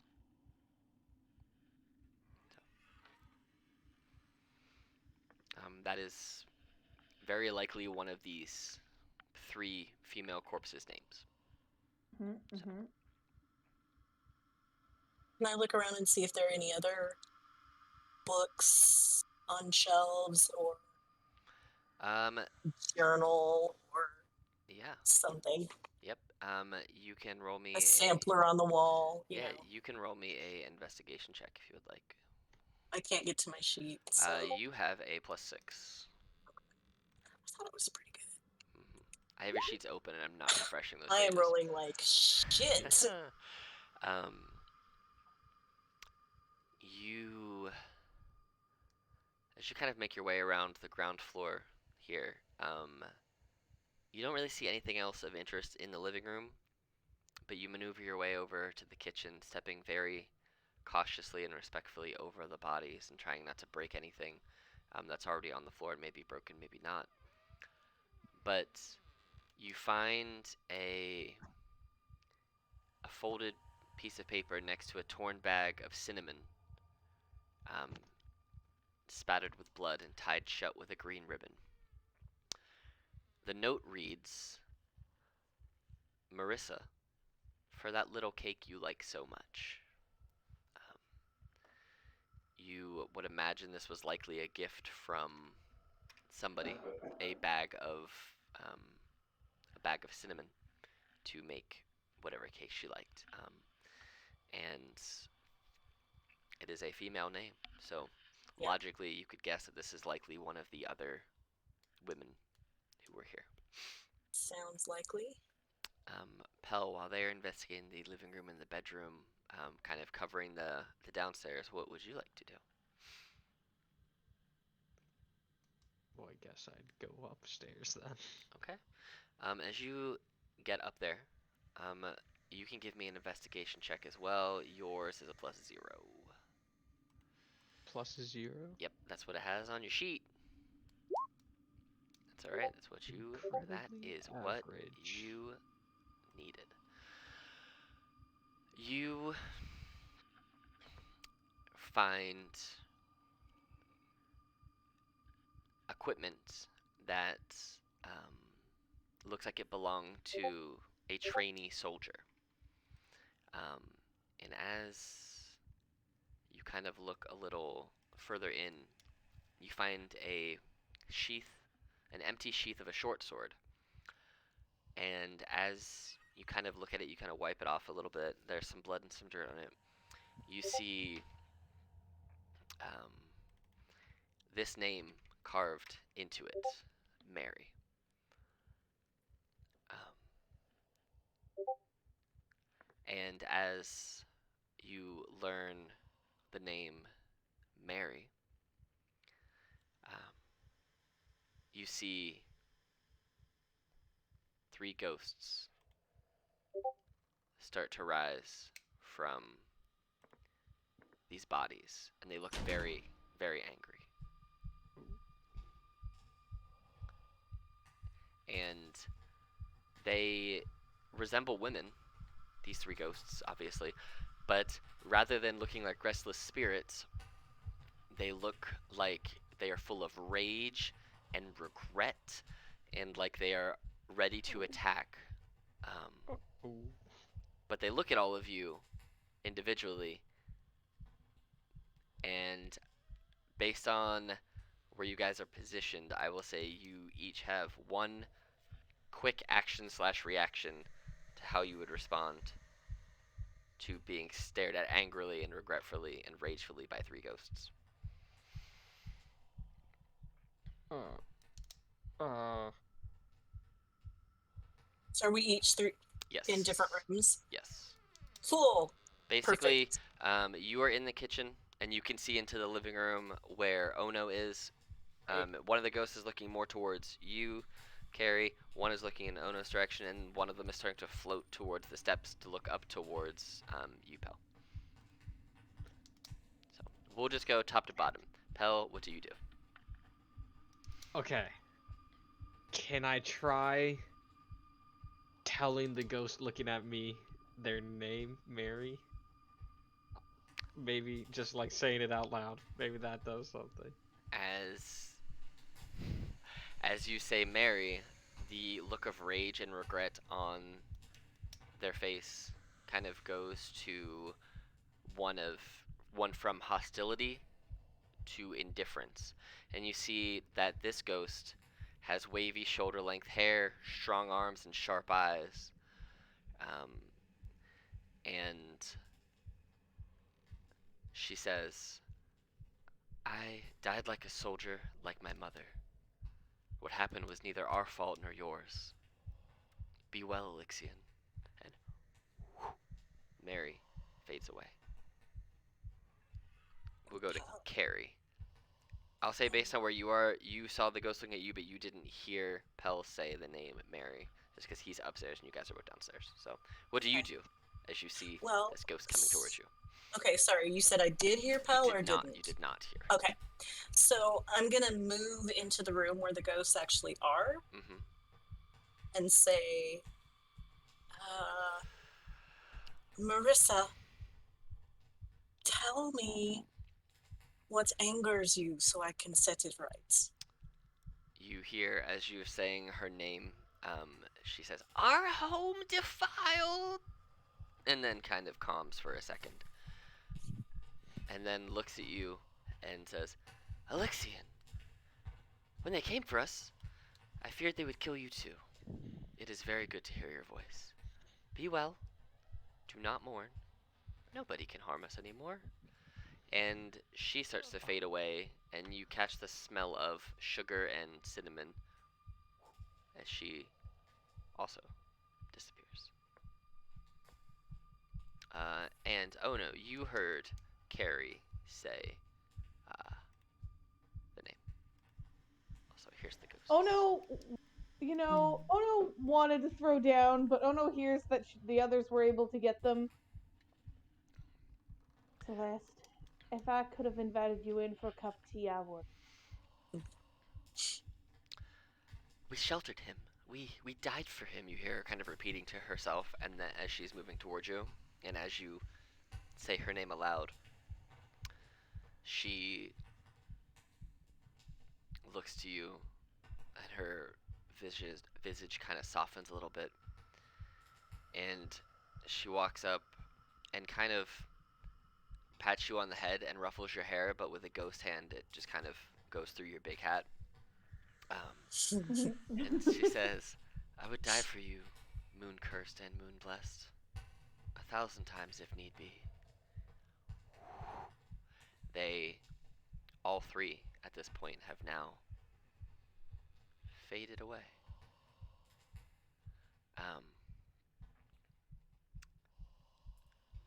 There's something else I wanted to tell you about the ghost, just because it was interesting information. I had it. I don't know where it went. Oh, just a little background on the ghosts because it's interesting. Marissa was the eldest, Celeste was her wife, and Mary was their teenage daughter. And their family name is Zenthos, as you got from the book. And yeah, so you could learn that by finding a family portrait throughout the house. But as the ghosts all kind of fade, Elixion whispers to you once more and says aloud, the crawling king's horde destroyed them, and I was not there to help. Yet, they forgave me. Was that truly all that it took?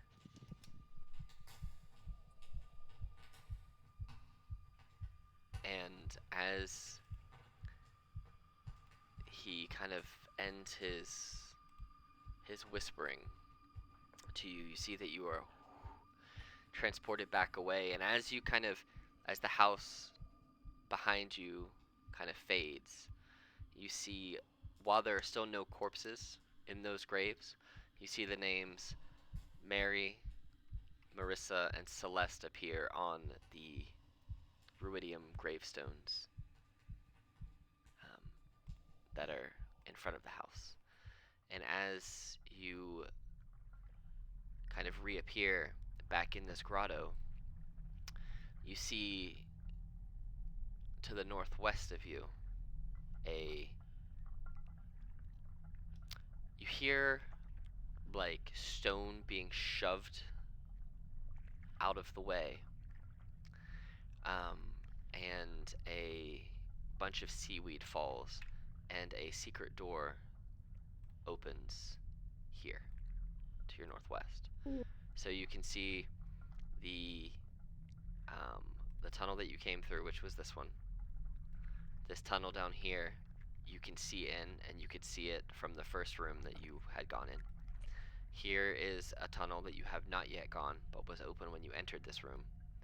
And this is a secret door to a tunnel that was just opened. And as you kind of take in what has happened, and you're kind of looking around and just kind of regaining your bearings in this underwater space, every time you go into a vision, you are dry, and then you reappear in this underwater grotto, and the pressure is immense. You're going effectively thousands of feet underwater from not being underwater every single time.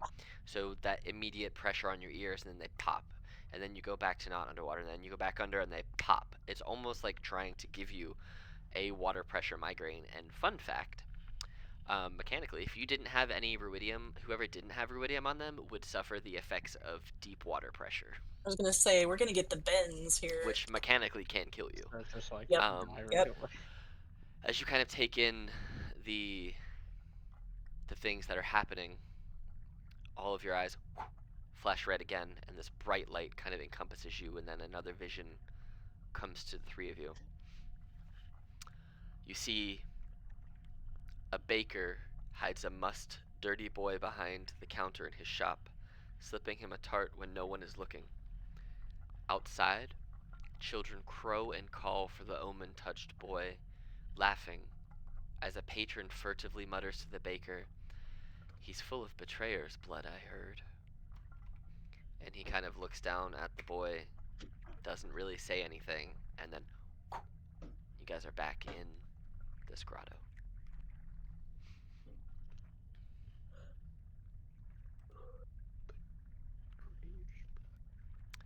Where would you like to go? You have 4 choices. You can go back to where you came, south, northeast, or northwest through a secret door. Yeah. I mean, full completion, we need to go down that other tunnel before we go back to the secret. I don't know. The secret door, I don't know. Do we feel like the other way is the end goal and, like, we may have not found the secret door, or, like, the secret door is the way to go? Like, my gut tells me the secret door is the way to go. Yeah, but I'm feeling you in terms of completion. But, like, in terms of completion, we probably go down the other way first. Mhm. And then if it looks like that does, if it's not a dead end, then we can come back. But that's, like, my gut. And it would be very sad if this door closed. Can I go examine the secret door Yeah, absolutely. and see if it's like got a mechanism or anything like that, or did it look like it just opened sort of magically once we had this vision? As you go and you look at it, what looks like there was a stone there before, Huh. it looks like the edges that were surrounding this, because this is now another one of those 10-foot high tunnels, it looks like all of the edges are now perfectly sealed, like there was never a door there to begin with. It looks like it's based on your knowledge of how the earth magically moves sometimes, due to like earth mold and stuff like that and those kind of spells, you don't feel this door is going to reseal itself. Okay. So I tell Pell and Ono that. Do we think that we should go down, yes, that other path before we take this one so that we can learn more? I feel that this is valuable, what we are learning. I feel like we, like, Ono's voice is, like, a little bit shaky. Yeah. I feel like we gotta learn more. But, like, Ono looks like she's seen some shit, and she has. Yeah. But Ono seriously considers cracking open that pre calamity super wine. expensive Yeah, just for that hit. Just cause, well, Carrie is observing this because I think does it even take a perception check at this point? No, it's not like she's trying to hide it either. Yeah. I So mean, just so Carrie's you gonna guys come know, over. you guys are effectively swimming. You're not like walking on the Yeah. thing. You're just like maneuvering Yeah. through swimming. Yeah. Yeah, so Carrie's gonna come over and she's gonna put her hands, around Ono's face and just say, "This is very hard for me to watch, and I have a very loving mother, so I know it must be difficult, but I say it again, you are not here alone. You are not that child anymore. And we see that this was not Alexian's fault. And the way that people treated you as a small child was not your fault either."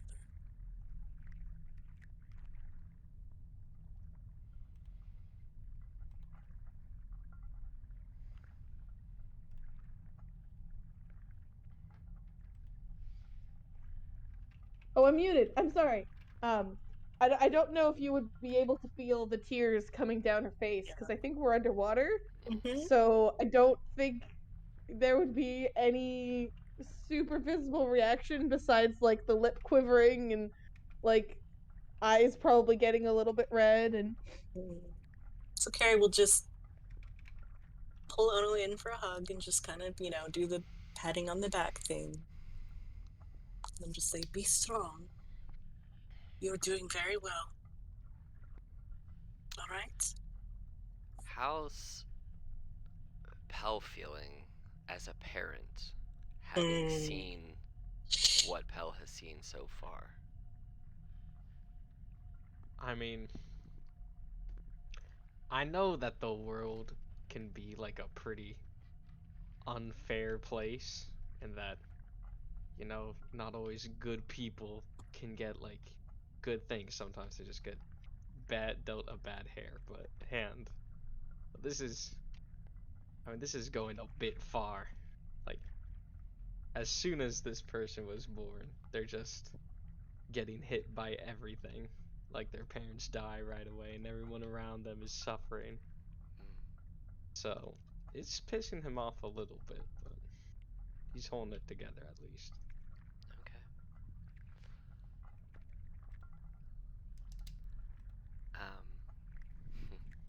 With all of the very strong emotions that all of you are feeling from being down here,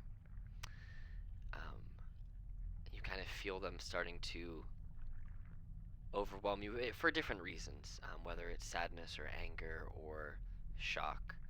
I need everybody to make DC 15 charisma saving throws, please. ooh, can I actually click on the thing? Your sheet should be working now. I refreshed a few of them and they worked. Oh wait, but now but roll 20 stopped working for a second, so I had to leave that. So now that's not going to show. Okay. So And if you need your number, it's a +1 for you if you need it.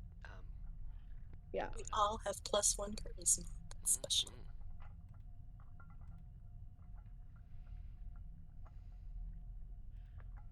Let's see. By the time roll 20 loads again, will it have gotten the charisma roll that took forever? It sure did. Okay. So you This feels on brand. yes. Oh no, you start to you notice that the great axe and the shield that you have, more specifically the ruidium shield that you are wielding. Some of the red ruidium from it kind of seems to seep off of it over your shell and onto your flesh, and you start to develop a red rash kind of emanating, coming over you from behind. Not super bright, but enough that it's noticeable, and it's starting to kind of wash over you, almost like the chicken pox. And you now have level 1 exhaustion and level 1 ruidium corruption. So I'll mark. So your level 1 of exhaustion is just you have disadvantage on ability checks. And Yeah. they all run off the same way as regular exhaustion levels do. Yeah. So Pepper is really assuming this isn't going to work, but Carrie's instinct is to cast Lesser Restoration as soon as she sees that happening.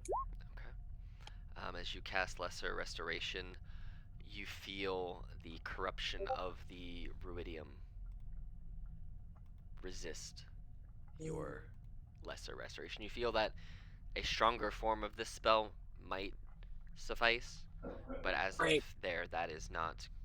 You feel it, the strength of your magic being so far underwater and having such a detachment from the physicality of the earth is not enough to overpower this Netherdeep corruption that seems to be coming out of this shield that Ono is wielding. Okay. So I'm going to just, look at her and say, oh no, I know it is difficult. And you have every right to feel terrible, but we must be very careful down here. And I do not wish to lose you this way at all. I do not wish to lose you at all, but especially not like this. All right? You're not losing me yet. It's fine. All right. where are you guys heading? Do we want to go the other way? Yes, I think so. Which direction are you heading? You tell me, and then I will put you there. So, not the secret tunnel, the other one. The one that That you we can haven't been down. this one down here. This one down here. Is that the way we just came from? So That leads us to where we started, you and guys, then we can go you to guys the left, just correct? you guys just came from here. Yeah. Yep, this is the secret tunnel up here. This is the new tunnel that you saw when you came out into this port, and then this down here is the left-sided, is the west-sided opening from your first room where you got the toy. So Okay. we want to go north-northeast then. So you want to go up this way? Yeah. Yes. Okay. Top right. So you're going to the top right, not to the secret tunnel, and not to the place that you saw before. Yeah. Okay. Because we don't want to miss any of these visions. Okay. No, sir. Well, there's still 2 rooms you haven't been in, just so you know. Like the one down here, you haven't been in there yet. Oh, okay. You have not been there yet, yes. You can see it. You've seen it from both sides now. You just haven't physically gone in that room. Oh, should we go there first then? Yeah, let's go there first. Okay, yeah. All right. And then Thank you, obviously the Alex. secret room you haven't gone in either. That's a whole tunnel that goes that way too. Right. So, Yeah. all right. So I will move you guys down in there just so Okay. you can see it. And you can see this is the room that you saw before. As you enter into this room,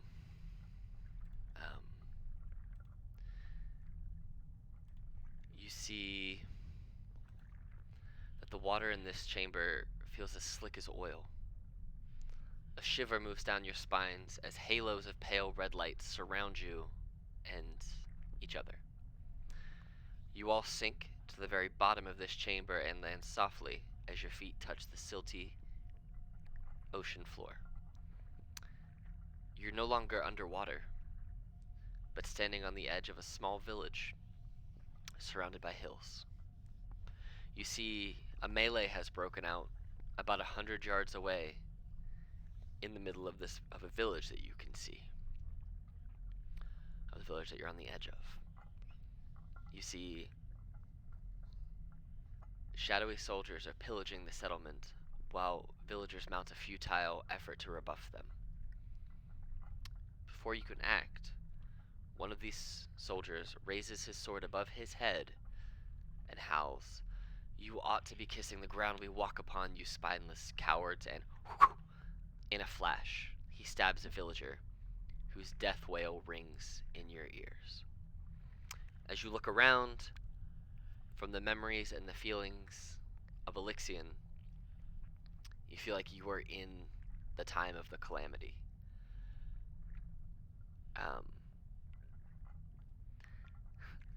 And as you are staring at the soldiers, you realize that these aren't enemy soldiers. These are allies of Elixion in the battle against Torog. But they have decided, since they saved this village, it's their village to pillage. Oh. You see multiple Sword Wraith warriors and a Sword Wraith commander. Few of the Sword Wraith warriors fly deeper and deeper off into the village. You see remaining, continuing the fight against the commoners, is the commander and one of the warriors. You see that they are fighting 10 of these commoners, and you see as you guys approach, because I'm gonna do this so you can see them all. As you guys approach them, this person right here, Caligoth, looks at you. This human in his mid-20s looks at all of you as if you were Elixion and roars, "Commander Elixion, these people refuse to pay us tribute." And you see him hold up his sword, and I need everybody to roll initiative. Okay, Wow. let's throw down. Fuck these guys, dude. Alex, I cannot click on my token to roll initiative properly, so That's fine. I'll just add this it. roll is gonna come through, but it won't actually go to turn order. That's fine. You just tell me which you want to roll, and you roll it, and then I will do it for you. Oh, there should not be. And This guy should be what I'm looking for. But you guys can access all your sheets now. Mhm. Yeah. Cool. All right, so I don't have to have them open. I'll actually do this. I will put them in a different place because I have like 14,000 tabs open now.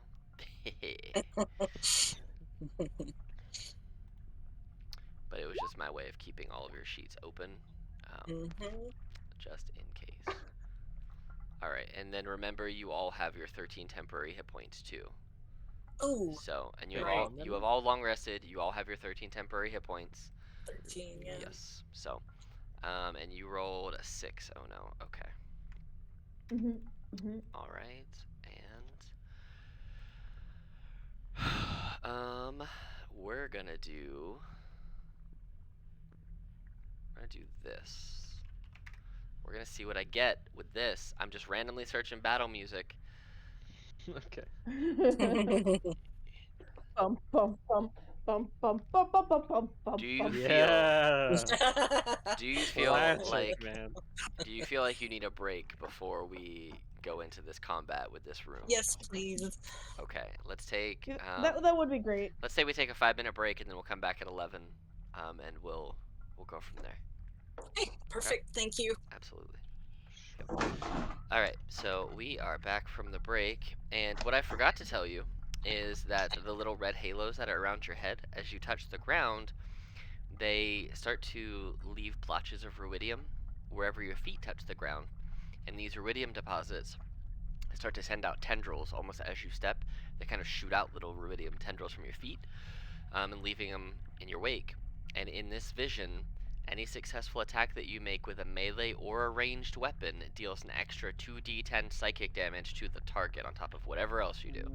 Whoa. Oh, So, That's wow. all right, and now I like it, but I don't like it. Yeah, why do we have that? This might be because we are Elixians. there you go. But Carrie, Oh. you are up first. No, I don't want to be at first. Okay, I think what I'm gonna do is bonus action shillelagh my staff. And then, let's see, can I think of anything? I'm gonna start striding towards the commander looking one and just yell, we did not fight for these people only to destroy them afterwards. And I would like to take a swing. Do it. All right. Are you moving into a flanking position or staying where you are? Yeah, let's do a flanking position. All right.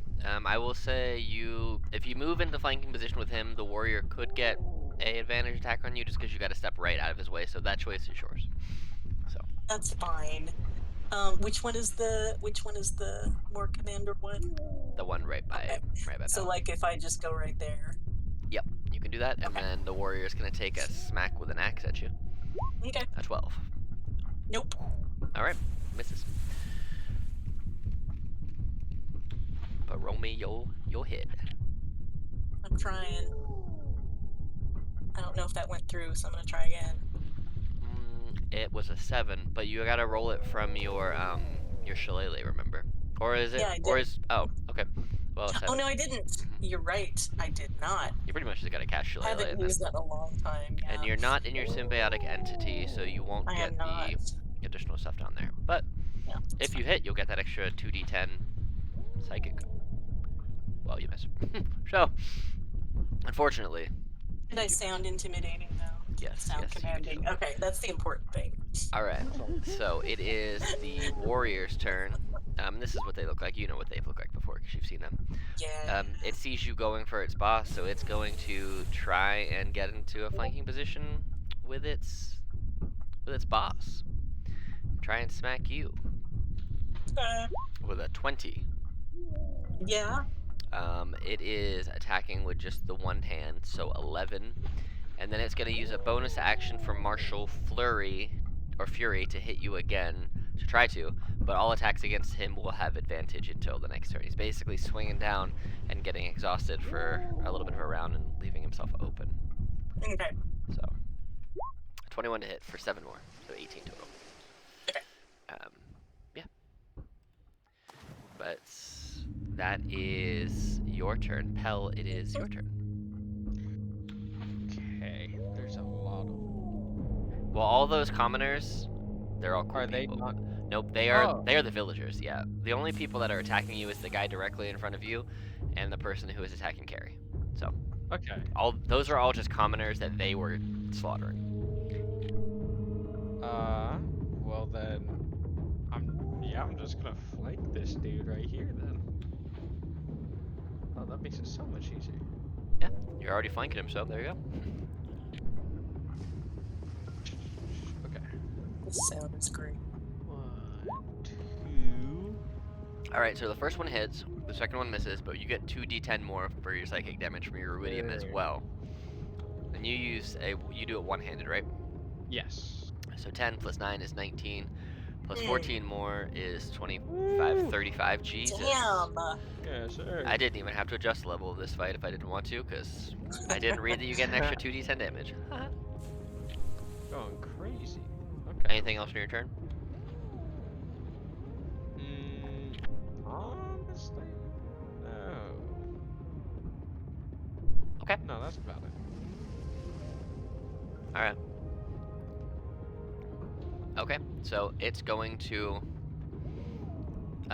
take 2 longsword attacks at you, since you just smacked it, or it's going to try to.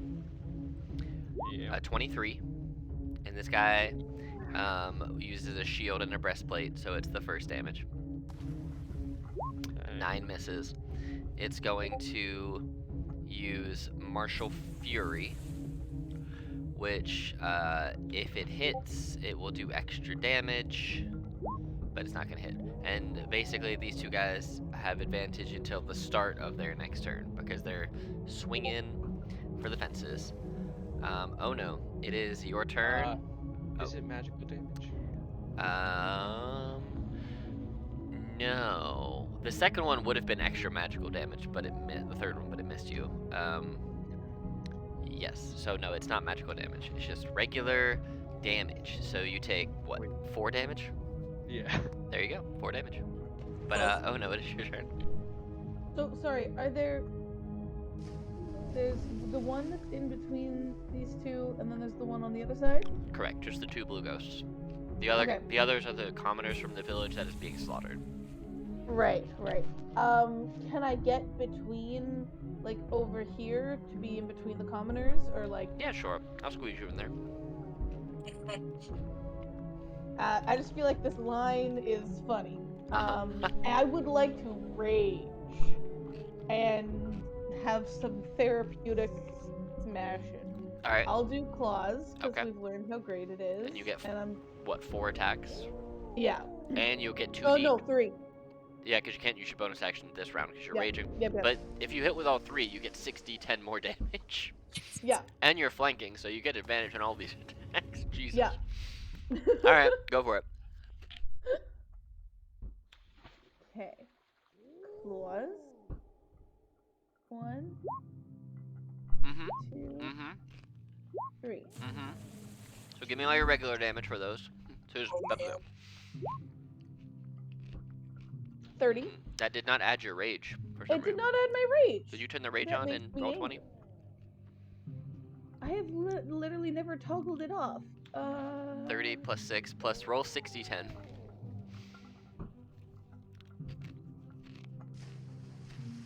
6. And this is all psychic damage as you hit it. Jesus. Well, you worked out some feels in the form of psychic claws and you obliterated them.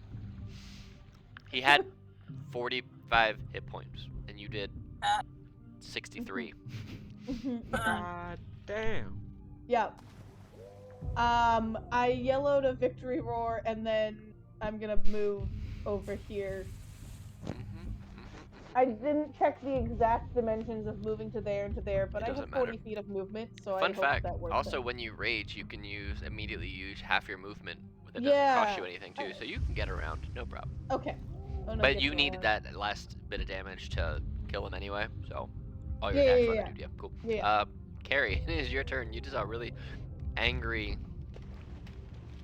Oh no, just go Okay, ham. so I'm kind of like, you know, Ono seems to have it sorted, so I'm gonna keep trying for the, you know, role playing.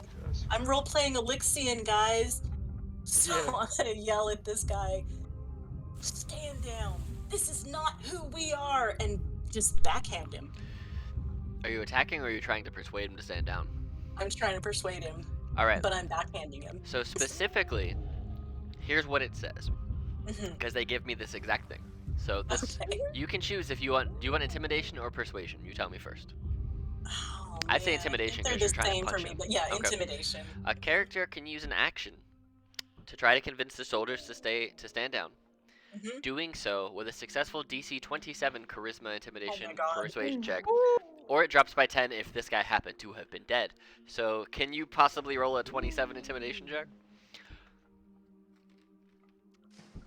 Not even with a natural 20. Then yeah, it's not gonna work. I'll say Okay. if you want to hit him with unarmed damage instead, you could just do that damage. If you want to do Yeah, that. I'm still gonna like unarmed strike him. Okay, yeah, do that. Yeah. And we'll just say it hits. And unarmed strike you does hit anyway. So you get 2 damage, and it's not magical, so 1 damage. Oh Which yeah, is and still not I bad. forgot to toggle off my symbiotic Hey, instinct. that's fine. Anything else on your turn? No. Alright, pal. Swings. You do have advantage because he went Fury last time, and you would have still only done 1 damage on the unarmed anyway, so you know, yeah, you have advantage. That hits. Aw. They both hit? So is that 4 d10 extra or 2 d10? 4d10 more. Wow, those are really bad d10 rolls. Yeah, that's horrible. 10 plus 7 plus Whatever. 14 plus 8 plus 9. 48 damage. Jesus. Alright. I still do something though. He's Uh-huh. still up. You want to action surge or anything, or in your turn? What you No, think? no, not on this, definitely. Okay. We'll save it for the big thing. Alright. Well, he is very, very confused.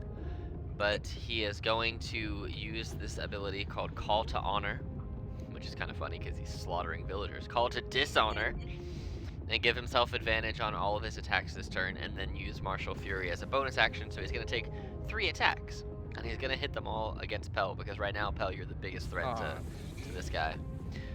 So here's 20, 18, and 18. No. So you don't worry about the All last the one. So you children. take a grand total of 3 damage. First From one doesn't hit either. all those None of attacks. those hit. Oh, 20 doesn't hit you, does it? Yeah, he's just swinging and swinging and swinging. You're just like, nah, nah, nah, nah, nah. Well, Good. all right. Oh no. Hell's doing things. Because Carrie is in the actual flanking spot, am I not flanking, or am I able to say that I'm close enough to flanking? You don't need to where I flank am? because you have advantage from his martial fury anyway. So. Great, beautiful. I'm gonna do 4 attacks. All right. Do it.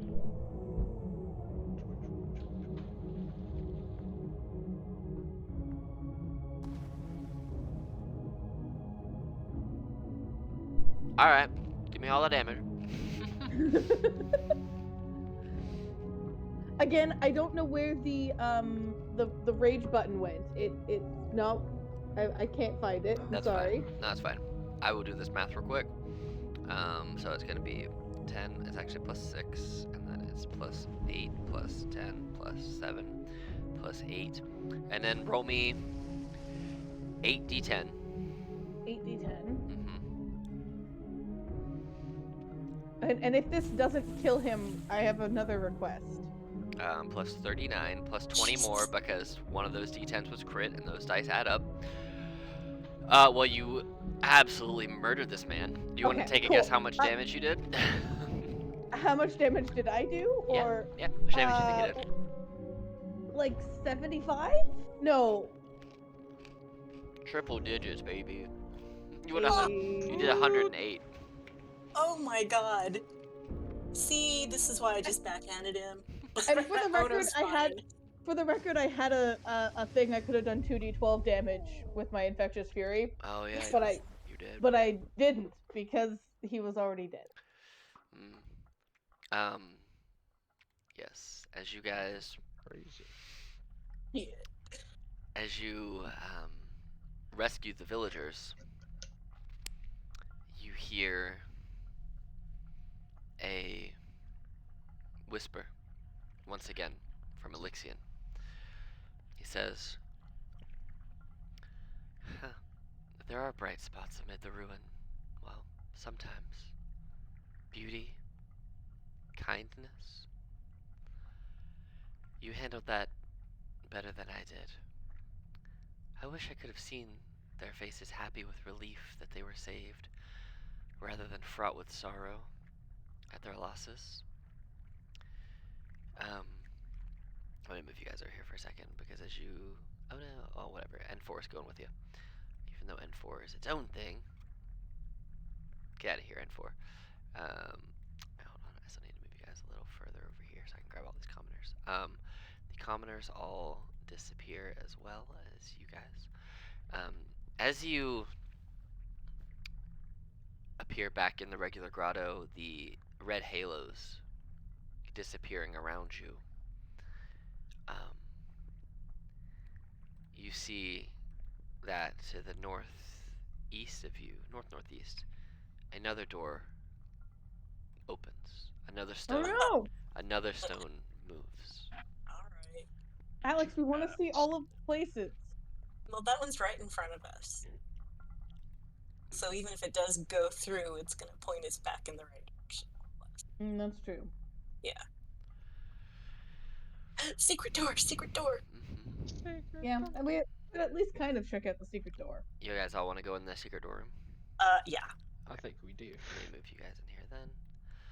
As you guys move in here, in the middle of this chamber stands a marble pedestal, above which floats a mote of opalescent light about the size of a fig. A bolt of crimson energy occasionally crackles around its glowing surface. Resting on the pedestal, below this light, is a tiny gray doll in the shape of some kind of four-legged animal. You hear these bitter words from Elixion in your mind. Yes, you let go of hope, because you know nothing. Nothing will ever change. And you see that the doll on the pedestal looks like a moorbounder, Um, you feel that it has some sort of sentimental value to Elixian as you're kind of channeling their emotions. But, yeah. So you let go of hope. Thank you. Mm-hmm.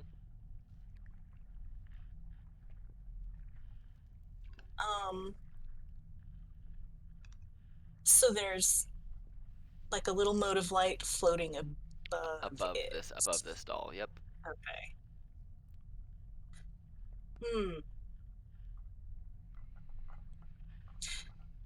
I'm gonna look at Ono and Pell and say, but we know things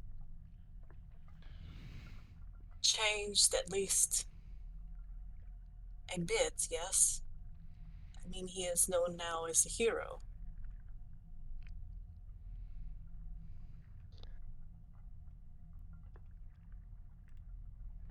I'm gonna walk closer to the pedestal. Okay. Yeah, you can walk towards the pedestal. You see this little moorbounder doll is sitting there with this floating, It's a more boundary. Sorry. this little floating moat above it with some crackling energy around it. Both of which you could grab. Yeah. Grabby Hands kind of wants to grab, but like. I think it's Carrie's turn to grabby hands. All right, what are you God grabbing? damn it. One, both, neither. What you grabbing? Honestly, I'm gonna take. I'm gonna take the toy and see what happens. Okay. As you grab it, you all kind of hear this whisper from Elixian, in a little bit more of a cheerful voice, and she says, "Maiska, my old friend." Aw. Seems to be the Mickey Mouse. seems to be the name of the moorbounder. This little moorbounder doll, Maiska. Aw. Now I've seen more about it. Mm-hmm. Not really though. Then I'm gonna try to put my hand up to the moat. You touch the mote of light, and you feel this thing just smash into your chest. You're expecting it to hurt. You're fully expecting like you're gonna get hit in the chest with a cannonball, but it buries its way through the middle of your chest, and then you feel this warmth emanating from deep, deep, deep inside of your soul. And you all get a vision. Red light flashes around you. You see a teenager sleeps fitfully under a vermilion moon, its glow washing him in faint red tones. He doesn't rest easy until a cloud drifts in front of the moon, masking its sight from his slumber. That's your fourth vision of Elixian lore. And you will now see in your journal, Carrie, you have, in addition to your soul, you have a piece of Elixian soul with you. Which we kind of needed. You have a fragment of despondence. You are immune to the charmed condition, but you also cannot take the help action. Oh. And you do see, not too far. Well, I don't actually know if you can. Let me see here. Yes, you see, up this way. There, your light kind of bends around this corner a little bit, but you don't see where the light goes. So, you know. But you do So hear, just goes, yeah, you do hear another big crackle though, as if like another stone has been moved. So, but yeah, Carrie just got hit in the chest. I I'm mean, fine. I'm fine. if Carrie reacted, Ono probably like runs up dramatically, and then you're like, I'm fine, and she like does Yeah. like a quick little like pat down. Yes. I'm fine. I feel like this is at least part of what we came for. Baby, is what you came for. Shall we continue? Yeah. Just keep going. going. Yep. All right. Do you want to go back to the room with the ghosts, the secret room, or do you want to keep following this little secret door path? Oh, I'm starting to get disoriented. Yeah. I I know. think we followed this path. Yeah, should we just finish this off? Yeah. Yeah. Okay. So you guys follow this path around here, and it leads to. Here, I'll put you here so you can see it. To another. Basically, carry it walks you here. There was a secret door right here, and you guys found the secret door from the opposite side. So this is. So you're in this room, and it basically was the tunnel from here that goes Okay. northeast. So, Okay. Good. So we didn't. So if you loop that back down just to follow where you were to kind of get your bearings, you know that this is the tunnel you just came down. So Okay. you know that the first secret door you found is over here. This is the room you just went down and saved all the commoners. You've come through this tunnel down here, and you just now walked through this tunnel, which took you to another room from a secret Okay. room. So, where do you guys want to So go? we need to head back up this way. Okay, so you guys want to go in that secret room? Yes. Okay. So, you guys make your way into this secret room. Bam. And as this is what I'm looking for.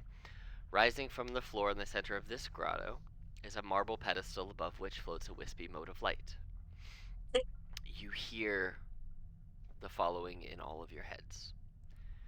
These regrets are all I have. The only thing that remains is to take the path I walked to get here. And all that's there is a floating tunnel, or a floating fragment. Al, do you want a fragment? Sure, yeah. Alright, so Pell, you get, let me put it in your journal, but I will tell everyone what it does. As you go out and touch it, you get hit in the chest with what feels like a baseball for a second, and then you feel this warmth emanating from the inside of you, filling you right down to your bones and your actual cells. And you have a fragment of attachment. You cannot be frightened while within 10 feet of an ally. If you're already frightened and move within 10 feet of an ally, the frightened condition ends on you. That's the benefit. The drawback is you have disadvantage on wisdom and charisma saving throws while you are not within 10 feet of an ally. But also, you can have more than one fragment, just so you are aware. Okay. You are not stuck to a single fragment. You can have more than one. So, This was sort of perfect for me. yeah. So as long as you're within 10 feet of an ally, you cannot be frightened. But if you move I'm outside just of imagining that the fear can't get past Ono personally, but Yeah. you guys can imagine whatever you. So now you guys have a choice. You can either go back the way you just came from into that other room that was off to the right, or you can follow this tunnel now that's from here, going up and around and go somewhere else. Do you want to stay on the same level as you were and go back to the places you know, or do you want to just start guesstimating places and seeing where you end up? I think for our completionist, we want to go back to Okay. the places that we know we haven't been to yet, right? Mhm. No, Okay. Yes. Cool. like we have Agree. video game completionists. We're Yep. going to Okay. Remove all the this places fog that- of war. All right. Yeah. So I will move you guys back through the tunnels and back into this room where you saw the ghost ladies before. You've Okay. already done these other tunnels. You'll come up through this one, back into here where that other secret room led you to, and this is where you were. And then we go up. And here, while you come back into this room, Okay. this chamber is filled with hauntingly beautiful seaweed and ghostly white coral. A stone altar in the middle of the room is decorated with carvings of cyclopean skulls and grasping hands. A barrier. Let me move you here just a little bit. All of you, because you don't actually want to be in the middle. A barrier made of red energy covers a doorway in the north wall. Up here. Beyond which you can make out another underwater chamber. Carved above the doorway in common is the following inscription: Apothian, Apothian, leave your childhood yearnings behind. It is time to don your armor and go to war. What is that written on? Above the door.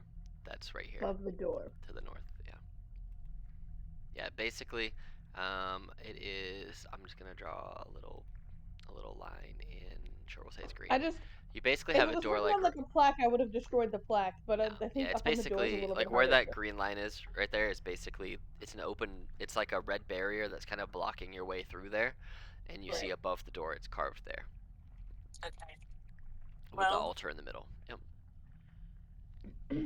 My instinct is to say that we go clear out things that aren't barred before we try this. Okay, wait. I'm confused. Where have we not been yet? Because I feel like there's one place we haven't been. I will Question tell mark? you, you have been to all of the places on the map that you could have possibly gone to so far. You have gone Yeah. to. Unless, Okay, unless you okay, go back to okay. the other secret room and take the really big long tunnel that you just said you didn't want to do, you have seen every room so far. Right. Yeah, that's the one I was thinking, so. But yes, you do have that altar in the middle of the room, and the red barrier is kind of blocking the door, and the last three lines there are what are inscribed in common above that door. I would, just for I'm- funsies, Oh yeah. I would like to take the Moorbounder and put it on the altar. Hold on, I'm doing. Let the man chew. Yeah, and take a The drink of classic- water since you're the reading classic- all this stuff to us. Yeah, the classic DM struggle the second that you try to drink Let me water skip or down eat 4 anything. paragraphs to. Jaw stretches. Yeah, here. let me skip down 4 paragraphs to everything you skipped. Oh no! No, for Alex. this room right here, which is fine because you might have died. What? As you place the sentimental item, the Moorbounder from Elixir's childhood, on the altar, the item disappears. You see that as that item disappears, the barrier on the door also falls. Well, I guess that was a. There were Guess three that was a ways. better idea. There were than 3 just ways to get trying through to figure that it door. out. There were 3 ways to get through that door. So For the record, I wasn't immediately it, going to baby. walk through it. I was going to inspect it. For the record, but yes. no, I believe you. I will tell. Do you want to know the other 2 ways to get through that door? Yes. So they were to either put the Moorbounder there, an item from the house, which you have the the thing, The rattle. or if a person who was not wearing armor put on armor, they could walk through the door of the barrier, no problem. What? Don your armor and go to war. And go to work, yeah. Yeah. Yep. But yes, you can get through up to this next room up here. Also, just because I think it's. Oh no, wait, that's this next one. I think. Yep, that's art for this next room. Okay. Are you going into the next room? I'm going. Yeah. Okay. All right. As you go to step through the door, as you are passing through what was a red barrier for the door, you guys get a flash of red over your eyes, and you have yet another vision. A young man stands atop a mountain and beholds a green Jorhassian vista. He holds a handful of lush flowers. The vision shifts, and now he looks out over the same landscape blighted by the calamity. The greenery is burned to the ground, corpses litter the hillside, and he grips a sword, dripping in blood. As you guys get through this door, the roof of this underwater sepulcher has 3 naturally formed domes, each one reaching its apex about 30 feet above the floor. Veins of ruidium cling to the walls, forming a lattice that casts red light on the clumps of seagrass growing along the room's perimeter. And as you're kind of taking this in, you are whisked away into yet another memory.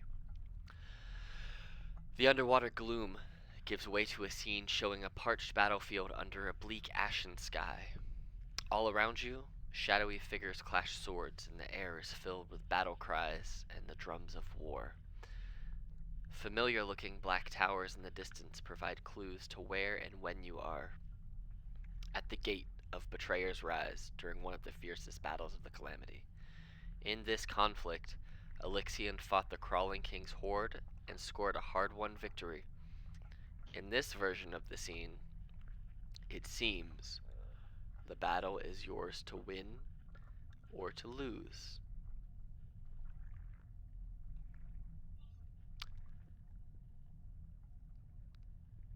So, I will give you... So there's a couple of things you have to do here, because now you're going to live his memory. This one you're in, and you're living it.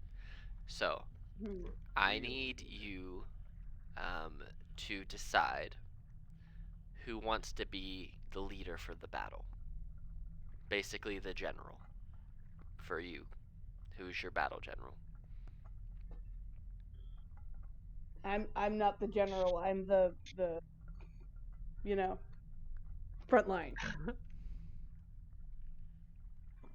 Well, go by that. I'm a front line too. Gary. Okay, Carrie. All you, man. Yeah, but don't good commanders, go out on the front line? We could roll for it. We can roll for it. You want to just let rollies? Or it Rollies can, Let's this do out? rollies. or it can be the person with the highest charisma. That works too. Oh, Don't we yeah. all have the same charisma? How about if Carrie rolls above a 3, she's the commander. Above a 3 on what die? On the D100, baby. On the D100, 97% chance she's gonna be Not. the leader. Okay. I'll do it. Okay, fine. You can't yell at me though. Of course not. Unless it's pertinent information that I need to hear, then you can yell. Yeah, I was gonna say, I'm pretty sure Ono's going to yell, but not like at you. All right. Yeah. Well, God. as you guys determine who your leader is, you see, put yourself positioning where you want to be. Are we supposed to be In seeing this anything little other than room? this little room? Nope, That... not yet. You Oh, will be here in a minute, though. Okay, surround Carrie. Yeah, surround and carry. Okay. All right. Oh. Well, as you guys get into position, you see the first wave appears of these ghostly warriors. Roll me some initiative, please. Why, you guys? Why? Front lines, man. It's just how it goes. Oh, 19 I don't think again. I can actually roll my initiative. Why did I roll an It initiative? shouldn't be advantage. It should just be regular, but you got a 12, so Yeah. you have an 11 overall. Cool. Yeah. Bang. All right. So the first Sword Wraith Warrior is just gonna go forward and attack the first person he sees, which is you. Oh no. Good. One Come battle at me, axe bro. attack. 25. Yeah, hit.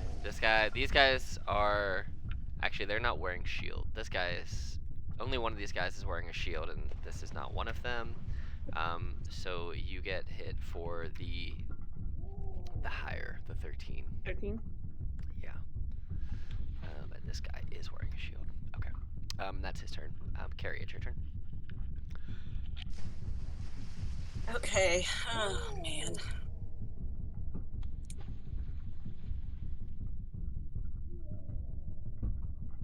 I think that I will go ahead and do a little chill touch at the one attacking Ono. Okay. 2 wait.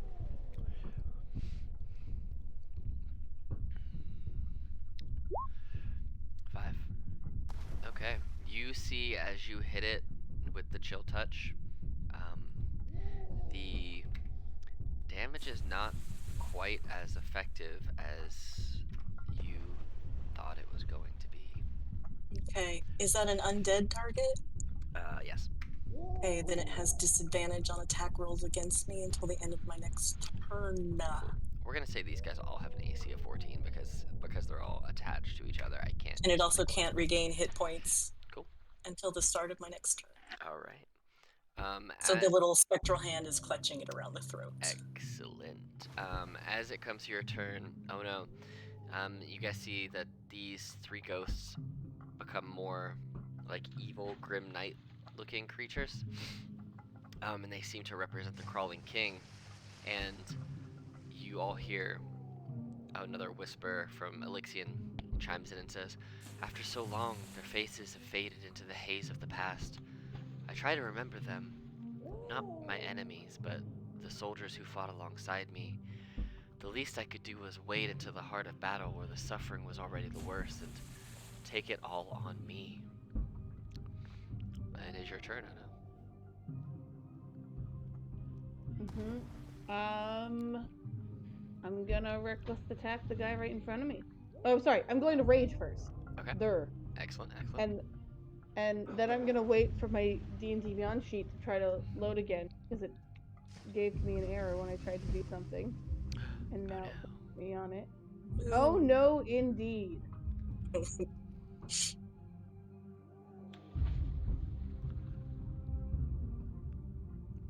Well, it worked for me, so at least we got... Yep. Okay, so we're gonna do, 3 reckless attacks. We're doing claws. Alright. Well, the first one will miss, the second one will hit with a crit. And the third one will hit because they're 14. So roll me that third one first. I don't know why it's not adding your thing, that's weird. But, so 11. Well, is that your bonus action attack? Or you just get an extra one? I get an extra one, yeah. Remember, because you crit, and you have brutal critical, you get Yeah, another yeah. dice. Yeah, that dice does Yeah. crit dice, though. So, go ahead and roll me that. Yes. Okay, so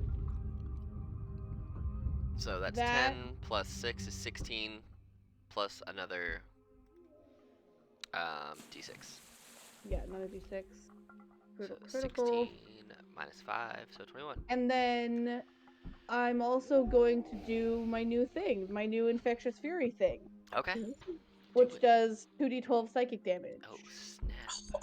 Oh, That's rough. Okay. 12. Bam, he had 11 HP. He's Oh, dead. well then yeah, he did. Are you moving anywhere, or is that your turn? I think I'm gonna continue to protect Carrie where I am. Okay. I don't wanna, I can come to them, and Alright.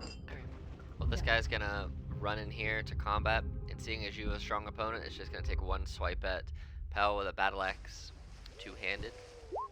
No, doesn't matter. He's gonna use his Martial Fury as a bonus action to attack again, but it will give everything advantage against him. Doesn't matter.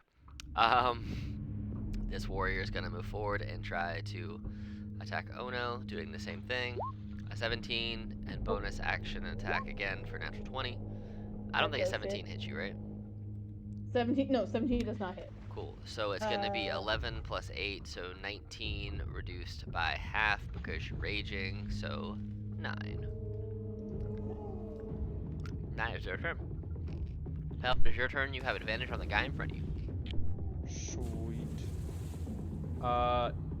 I would like to just do a little swing at him first. Just a little 27. Just a little bit of something. So And 17 damage, because 5 of that's from your thing. I'd like to try to push him down as a bonus action with Do my it. Yeah. shield. And it's what, an athletics check versus your 20. Jesus. Well, he's gonna roll a 19 and get pushed down, so he's prone now. So you have even more advantage against him. Even more It's advantage. the same level of advantage, but It's still. yes. I've got super advantage. But no, you miss with the 12. Oh, okay. Anything else on your turn? Uh, You did give everybody else even more advantage, though, even though they had it from the Yeah. Fury. But all right. Well, no, I'll stay here. okay, Carrie, it is your turn. Okay, did everybody hear what Alexian said, or just me? Everyone. Okay. Also, did you want to spit your spores at anyone since they all moved into your range? I haven't actually turned into symbiotic entity yet. You get them. I don't know why that's get- not. but- You get them without that. Huh? You get them without that. You just get more when you're in symbiotic energy. Oh, right. Yeah, okay, yeah, definitely. I was Go choking ahead. on a chip. Don't do that. Specifically Okay, a yeah. popped corner. Let me go ahead and spit some spores. Which one you want to spit at? The one who is down, I think. I don't think it matters. He rolled a 20. all that work, and he rolls a 20. Anyway. It's fine. Never mind. But now you have Okay. your reaction back, so. Yeah, I would actually like to go into symbiotic entity form, please. All right. Which is nice because I don't And you didn't get have 10 hit points left. you get 1,000 hit points. 1,000. Not really. Or, It's just, you know, it's just 40. 40. And then I look at Ono and Pel and I say, Alexian led the charge. I must do the same. And can we hear, like, is there a, like you said there was like battle sounds, a battlefield around us. Mhm. Can I look around and see if I can see a point where it looks like the fighting is the most fierce? It basically looks like you are in the midst of it. Okay. Yep. Okay. Then I'm going to move It's basically out like this. from. You're basically surrounded. Like, that's kind of how it looks. Okay. So I'm gonna. Well, you know, I'm right there. Mm-hmm. I think I will just. So use your bonus, your action Yeah. to transform. Mhm. So I think that I will smash down on that one with my staff. do you have a bonus action available to attack with? Can you attack with a bonus action? Because it's an action for you to turn to symbiotic. Oh yeah, you're right. No, I do not. All right. Is that your turn then? I am actually gonna move. Okay. I'm gonna move to over here. I'm gonna flank that one. Okay. This one's gonna try and disadvantage swipe at you with a battle Yep. axe. 18. Yep. It would just be the 5 because he can't get a full two-handed swing from his laying position. So. Okay. Because just it doesn't work that way. It wouldn't work. Right. All right. Cool. So you're now flanking with Oh No. And I take it that's your turn. Yes. All right. Oh No. You have a prone creature beside you, and you have the person you're flanking with.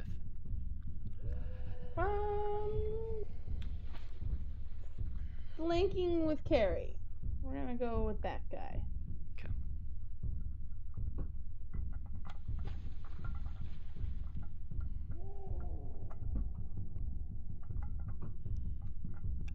Hit. And hit. All right. So do the damage. Let's see. 7, 8, 6, and 8. So it's gonna be +2. So it's gonna be 9 plus 10 plus 8 plus 10. Oh, man, he's almost dead. Yes, Dang it. sir. I mean, Like- you can do your thing multiple Dang times, it. right? I know. I don't want to use them all up in this fight, but Okay. like, It's fine. Don't. It's fine. Yeah. We're good. oh, you know what? I just reread it, and they had to make a wisdom saving throw For your thing. for my extra damage. Oh, so he's got to pass the wisdom save anyway? Yeah. Oh, well, the other guy's dead. Do you want me to make this guy make a wisdom save? But I mean, yeah. I definitely want to follow the rules from now on. The other guy's Okay. dead. It's a little bit too late to do much for him. But like, But you want to use it on this guy? yeah, we'll do it. Okay. 4. Cool. Oh, I should have done 2. It's okay. He had 8 HP left. He's dead. I was like, I feel like it's gonna be just slightly overkill, but like any kill is good kill, Hey you know. man, you were just slaughtering That's these true. folks. But That's working really that's your well. turn, right? Yep, that's everything. All right. This guy's gonna stand up, and he's only got.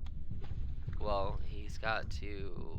Yeah, so he's gonna martial fury and try and take 2 attacks at you. Yes. So this is against you, Pell. Does a 21 hit? So is this against me or Pell? All of this is Against Pell. Okay. 21 does not hit. Dang, he was trying to hit the guy that pushed him over. Yeah. Well, Pell, it's your turn. Okay. Let's get a little bit of revenge here. He tries to hit me, I try to hit him. Quid pro quo. Exactly. Is it advantage anymore? Yeah, because he did the martial fury against you. Okay. So that is 12 plus 23. Yeah, he's dead. Yeah, he's gone. All right. So as this first wave goes, you hear repeating in your head, "Take it all on me, take it all onto me, take it all onto me," as Elixir keeps repeating to himself that he's gonna have to be the one that stops this battle, that wins this war at Betrayer's Rise. And you see charging in front of you and kind of appearing out of the water themselves. Oh no, what have I done? Hold on. Oh That's me. There we go. You see. Alright, I'm just gonna do this so I don't break anything. You see a Moorbounder, another Bloodfin, and a. Yes, you see 2 Moorbounders and a slithering Bloodfin kind of make their way. We're just gonna keep you guys all in the same initiative. That way I don't have to roll them every single time. Bam. And we'll just be at the top of the order. Pell, after you killed that person, was there anything else you wanted to do on your turn? Because you still had movement and whatnot. So if you wanted to reposition yourself somewhere, you could. I just want to get these guys out here. Or you can stay there, whatever, it's up to you. Yeah, I want to run back up to Okay. Carrie. Cool. So we'll say you put yourself there.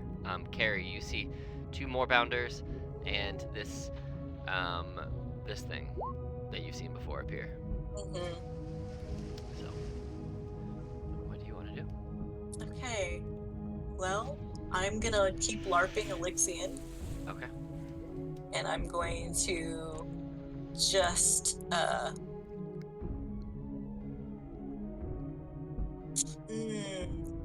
okay, I am gonna just get right there. Whoop. Can I get in between them? Well, right there. Anyway, you see what I'm trying to do. Mm-hmm. And I'm going to just like shriek at them. You know, I'm trying to. Carrie's not a very martial person, you know, but she's read her mom's books and heard people and whatever. So she just screams something dumb like, "Have at you!" And I am going to first of all summon an elemental. Oh, spicy. Which one? I would like an earth elemental, please.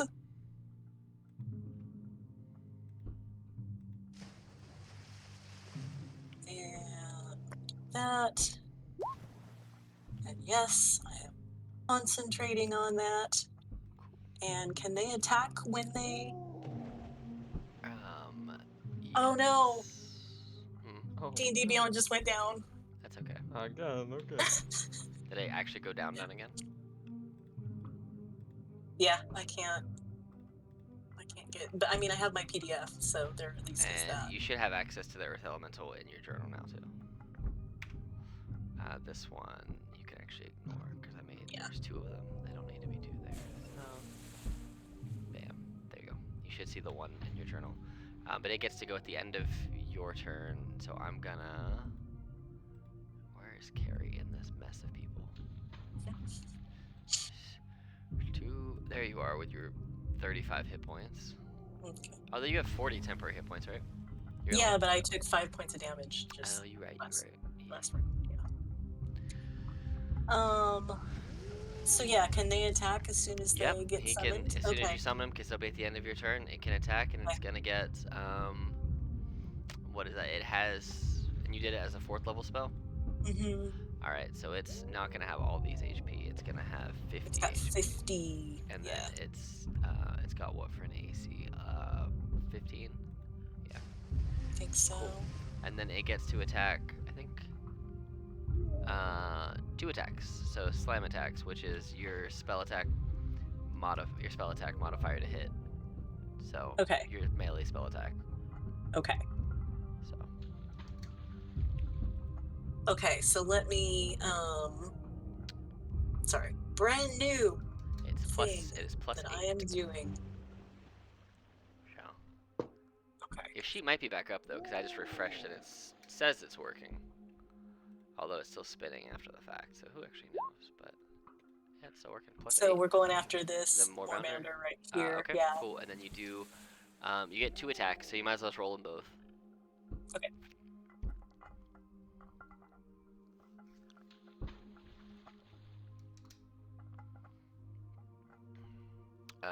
16, both will hit, and so you get Okay. 2d10 plus 8. Okay.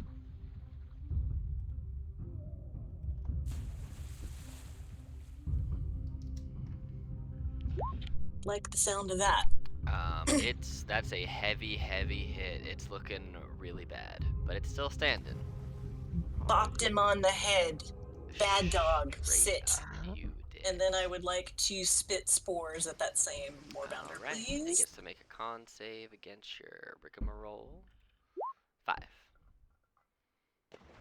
See if my sheet's back up. It should be. It's just Being slow. spinning and spinning. So let's see. That is 2d8. Is that right? Reaction to deal 1d necrotic to one creature you can see. And I am in fungal form. Yes, so I was finding the dice first, and so it should be. I think it is. So it's an extra 1d6. God. That's when you hit, and then you double the dice for your Halo Spore, so it's 2d8.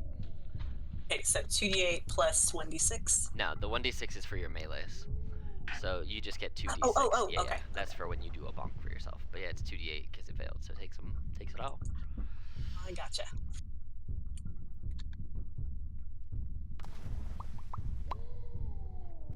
Three. Boo. Well, it's looking more hurt than it was. Yeah. Alright. Oh no. It is your turn. Okay. Is it possible for me to maneuver in any way into a flanking position or not? Based on Based on the shape mess of- that's happening. Yeah. Yeah. You know what? I gotta move this big stupid number 7 out the way. I'm just gonna put it over here so I know where everyone is. You could certainly try and sneak behind Pell between the elemental on this side of the Moorbounder. But that's about the northern Moorbounder, that's about the only place you could get flanking. But I mean, that Moorbounder's really, really, really bad, so you wouldn't even need flanking to kill it. Yeah. I guess more like getting around of this side. No, there's not enough space for you to squeeze around between those Cool. guys. I'm just gonna come over closer to this guy, and we're gonna reckless attack. Boop the snoot. Boop the snoot. Boop. Oh, perfect. Do it. Sorry, just refreshing for You're good. snoot booping. Snoot boopin', boop snootin'. Ooh, it's not working. So let me just double check what my attack bonus is. I think it's +9. It is, if you're using that, it is, yes, it is a +9, and it's 1d6 +5. Cool. So attack 1. So the 24. Yeah, yes. So, At 20. yeah. And 21. And you know what? I want to roll lucky if that Okay, sure. 13 doesn't hit, which I'm assuming it doesn't. That's no, because you gotta add +5 to all those things. So the first one hits, second one definitely hits, the third one will hit, the fourth one will miss, however. Yeah, we're gonna try lucky for the fourth Okay. one, just for the full. Get it, So you get it, just get it. hit 5 plus. You Nope. still miss. Yep. So roll me Yeah. the So you hit twice for sure. So roll me 2d6 plus 10 or 14, I guess, because your rage. So 2d6 plus 14. So there's 18 on your non-crits. So then roll your. Just roll another 1d6 plus 5. Or just Right, 1d6. Because it's gonna be 6 plus 6 is 12.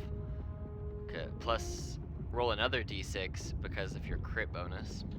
Give your brutal critical. So 6, 12, 15, 22. Yeah, it's dead. So you moved that one Good to lord. death, and you got some more movement. So Yeah. Well, I'm just gonna move up so that I'm like between them. right over here. All right. Yeah. Well, it is the slithering bloodfin's turn, and you just moved right into its spot. So it's gonna bite Come you. at me, bro. You are missing hit points, so it does get to take an advantage attack at you. I had reckless Oh, anyway, there so you go. So natural 20 for 31 total damage, reduced to 15.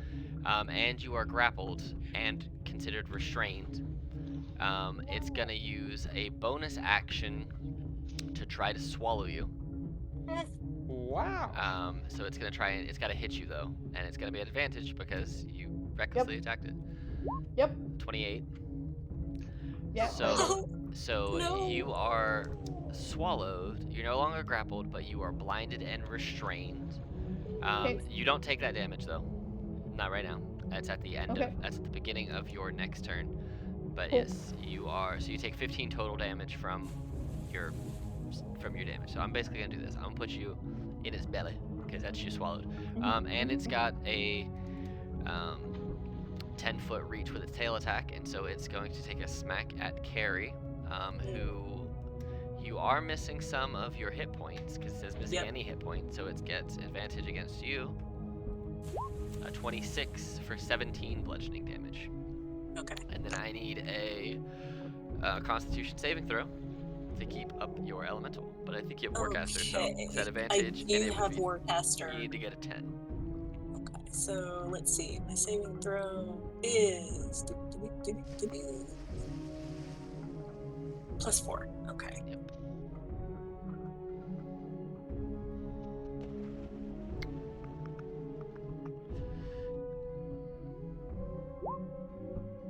Woof. You have advantage, remember, Warcaster. Oh, right. Yep. And you just said that too. Yes, so There we your go. elemental stays up. Excellent. And that is its turn. And now it is this Moorbounder's turn, who is not happy that he got booped by this rock man. So it's going to try and just claw the rock man. 25 for 12, which is a lot of hit points on this Earthman. Yeah. Earthman jam. But that's its turn. Pell, you saw this Moorbounder's really hurt, but you also saw Ono get swallowed. Yeah. I'm gonna go around and take an opportunity attack if I need to. Okay. Yeah, it'll probably try and swipe at you. An 11. That's not gonna hit you. Okay. And I am going to just start swinging at Ono's swallowed person. Okay. Do it. I will do it, Alex. All right. Let's see. It will. Let's see. To hit, you needed a 16. When you hit, and you did a single turn. So that is 19 damage. Plus, let me see this here. Did you say that I'm currently restrained? Yes, and blinded. Okay. 18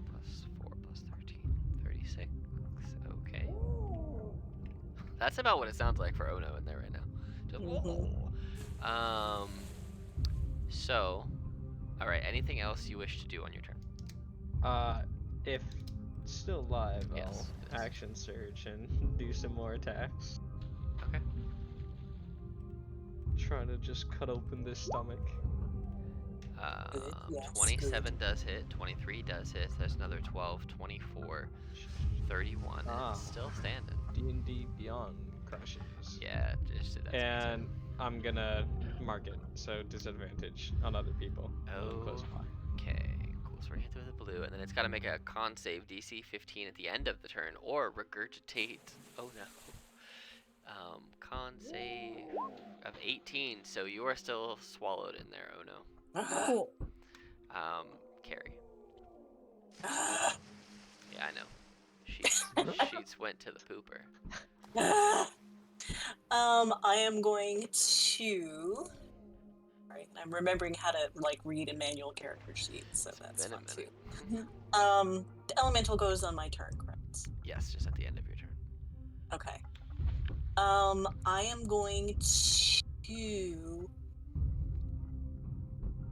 have the elemental move all the way around, taking an attack of opportunity, so that it's in.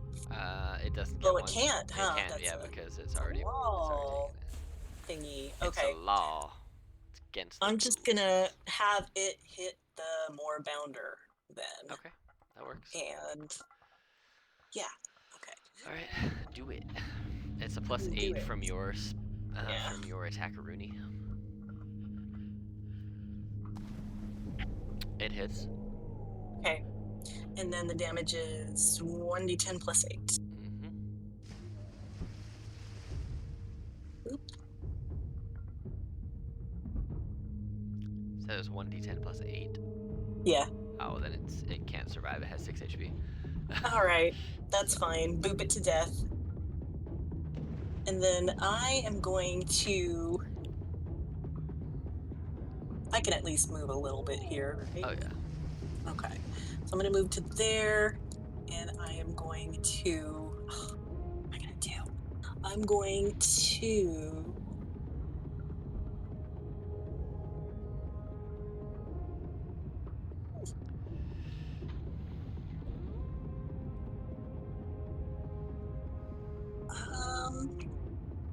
Shit, sorry. I'm going to cast.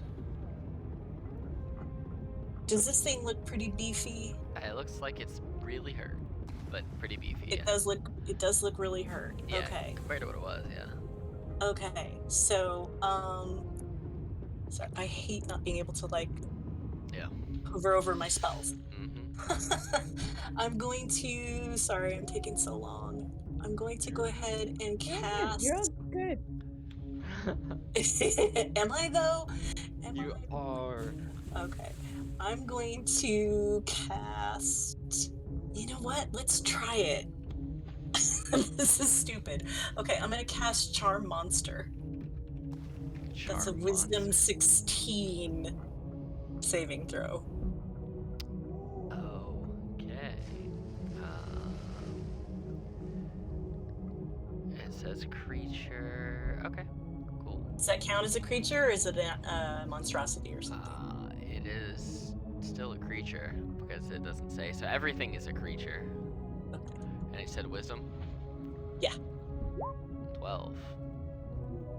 Okay, so now that I've charmed Drop it. yeah, that's exactly what I'm doing. Well, it gets advantage because you're fighting it. Yeah. Not that I it think it's gonna does. pass it, but Yeah. almost. Yeah. Okay, it's friendly, Yeah. so I am gonna be like, and I can automatically talk to animals. So we'll see if this works. I'm gonna Okay. say, she's gonna give you heartburn. Cough her up right now. Drop it. It doesn't seem to understand a word you're saying. Crap. It has no languages. But yeah, that's your turn. He's real It was spacey. worth a try, I guess. Oh no, at the beginning of your turn, while it's not trying to damage you, you're just inside of its stomach now. So Yeah. you take this much necrotic damage. 9. And Cool. you see that it buffs up a little bit. It gets a little healthier from absorbing her meat. But yeah, So, you are blinded and restrained, which means you can attack. You just have disadvantage. okay, I don't know if this makes any logical sense, but like one of the things that my thing can do is end one of the conditions grappled, paralyzed, or restrained on myself. I don't know if that makes any sense while I'm literally in a restraining situation. I'll inside say somebody. that you could not be restrained, because I'll say that basically you can hulk out enough that you can crack the ribs and stretch out the stomach lining so you can move around, but you're still blinded because you're inside of it completely. So you just won't be restrained, but you'll be blinded still if you want to use that ability. I mean, it doesn't really change anything, does it? Not really. I mean, you'll still have disadvantage either You'll still way. have disadvantage on attacks because you're blinded, but you'll have the ability to attempt to move. Because you're blinded doesn't mean you can't move. So if you want to try and climb out of it, you could try that instead of attacking it. Unless it takes, because you could try and run out of it as your. Okay, that seems more hilarious. So for the fact that is hilarious to attempt to try to get out of it, I would like to use the thing. It takes no action to do so. It's just a charge. Oh snap. And then I'll say you can use your movement to get up to like its throat, and if you want to use your action to do like an athletics check to try and rip your way out of it, it'll be contested. It's strength versus your strength, athletics versus athletics, and it rolled a 19. Oh boy. Okay. Oh, because I'm exhausted, I wouldn't get advantage while I'm raging. But you would get a straight roll. Yes, because of that. I'm gonna use lucky. Do it. Reroll that dice for 19. And what's your plus? Plus strength is probably you have a 5, right? 5 or 4. I have a plus 9 in athletics. Oh, yeah, I was gonna say you can beat a 19. Yeah, you can bust out of it, and you see, oh no, just screams her way out of this thing's mouth, feeling very icky. But that'll be your turn to get out of there. And your rage does not drop because you took damage, so you're good. Great. Just angrily comes out of the mouth like, the birth of Ono. You're not blinded anymore, but you came right out of its mouth, and it's just gonna try and bite you again. See if it can swallow you again. It's at advantage again because you have missing hit points. 25 for 5 piercing damage though. And then it's gonna try bonus action to swallow you, also at advantage because you're missing hit points. 28. You get immediately swallowed again. No. For another 17 hit points. So this is a total loss of 22 hit points for you. So I'll mark you down on that real quick. Thank you. And then it's gonna use a tail attack to try and smack Carrie, the only other thing that's tried to hit her. 19 for 17. Okay. So 17 damage, and then another con save for your boy. So 10. Okay. Sorry, I'm writing this down. 17, you said? Yep, 17 damage. Okay, 17 damage, and then a con saving throw, says you. DC 10. Okay. Oh, are you just writing it down on your sheet manually? Cool, yeah, you passed it. What's your... Yeah, I'm just keeping track here. Do you still have all your any of your temporary hit points left? I was down 5 last time I looked at them. Okay. So I was at 35. Alright. And then I have since taken... 17. Okay, yeah, so you're still good. So you still have your symbiotic... I've taken 17 twice. Oh, so 34. So you have 1 temporary hit point left, which means that's almost the end of your symbiotic entity. Yep. So, cool. Alright, that is its turn. It's not going to do anything. I'm going to do this, because after this part of the battle is done, we're going to end for the night, even though there's one more round. So you're at 1. But it is Pel's turn. Come on, Pel. You back, Pel? No, he's not. I don't know off the... Well, actually, I can just scroll up and find Pel's thing. He got a +8. So he's probably just going to attack twice. He can't get flanking in any way. Damn it. So this will be 2d20s +8s. He's going to hit with both of those. Nice. And he gets 1d8 plus 2d6 total each one, so it's going to be 2d8 plus 4d6 plus 12. Christ almighty. 2d8 and 4d6. So 4 plus 12. So that's going to be 20, 34, 37. And as he slices, I want to see something because I think it's going to be funny. It all works out because he does enough damage to just kill the thing as it vomits out. Oh no. Perfect. But because I Oh want no, because I Ono want says you to something- because I want you to see what comes next. Ono says something catchy, like, if you wanted something to eat, I could have just made you something, you know? You guys all hear a whisper again after your second wave, and it says, "You cut them down endlessly, a scythe in the hands of a reaper. It doesn't matter how many you kill. You water the lands with blood, and your allies die anyway." Pell, you killed the boss and made it puke up Ono. Yay! Yay! And I'll repeat what I said so that Pell can hear it. It said, or Alexian says, "You cut them down endlessly, a scythe in the hands of a reaper. It doesn't matter how many you kill. You water the lands with blood, and your allies die anyway." And you have 1 round to heal and to do whatever you want to do, but when we come back, I'm gonna put them in initiative order so you know what they are. These are what's going to be attacking you: a horizon-back turtle, another ghost warrior, and Not the another turtle. ghost man. No. I'm gonna throw them into initiative just so that's done for when we come back. I don't want to fight the turtle. Not the turtle. You can man. certainly try to not fight the turtle, but as of right now, this is. I am 100% attempting to use my Medal of the Horizon back to convince that I don't want to fight. I mean, it sort of sounds like Alexian didn't want us Wow, to they kill rolled him, really bad, but- and this one's gonna be slightly faster. So we'll be at the top of initiative order anyway. So, bang. All right. Right. So for now, you guys will have 1 round to prep before battle starts. There you go. That way we know. So you guys can heal. You can do whatever you feel that you need to do before. So if you want to heal up, if you want to do whatever you want to do, you can do that. If you want to re-up rage, if you want to do whatever, you can do whatever. If you want to use your healing feat and bust a couple heals out, you certainly can do that. But Technically, I was at like what 113, I believe. yeah, Okay. So no But- heals for me. Yep. You can't heal up temporary hit points. You'd have to use Right, another yeah. entity to do it. But yeah. So with that, we will call the session for today, coming into a 3rd wave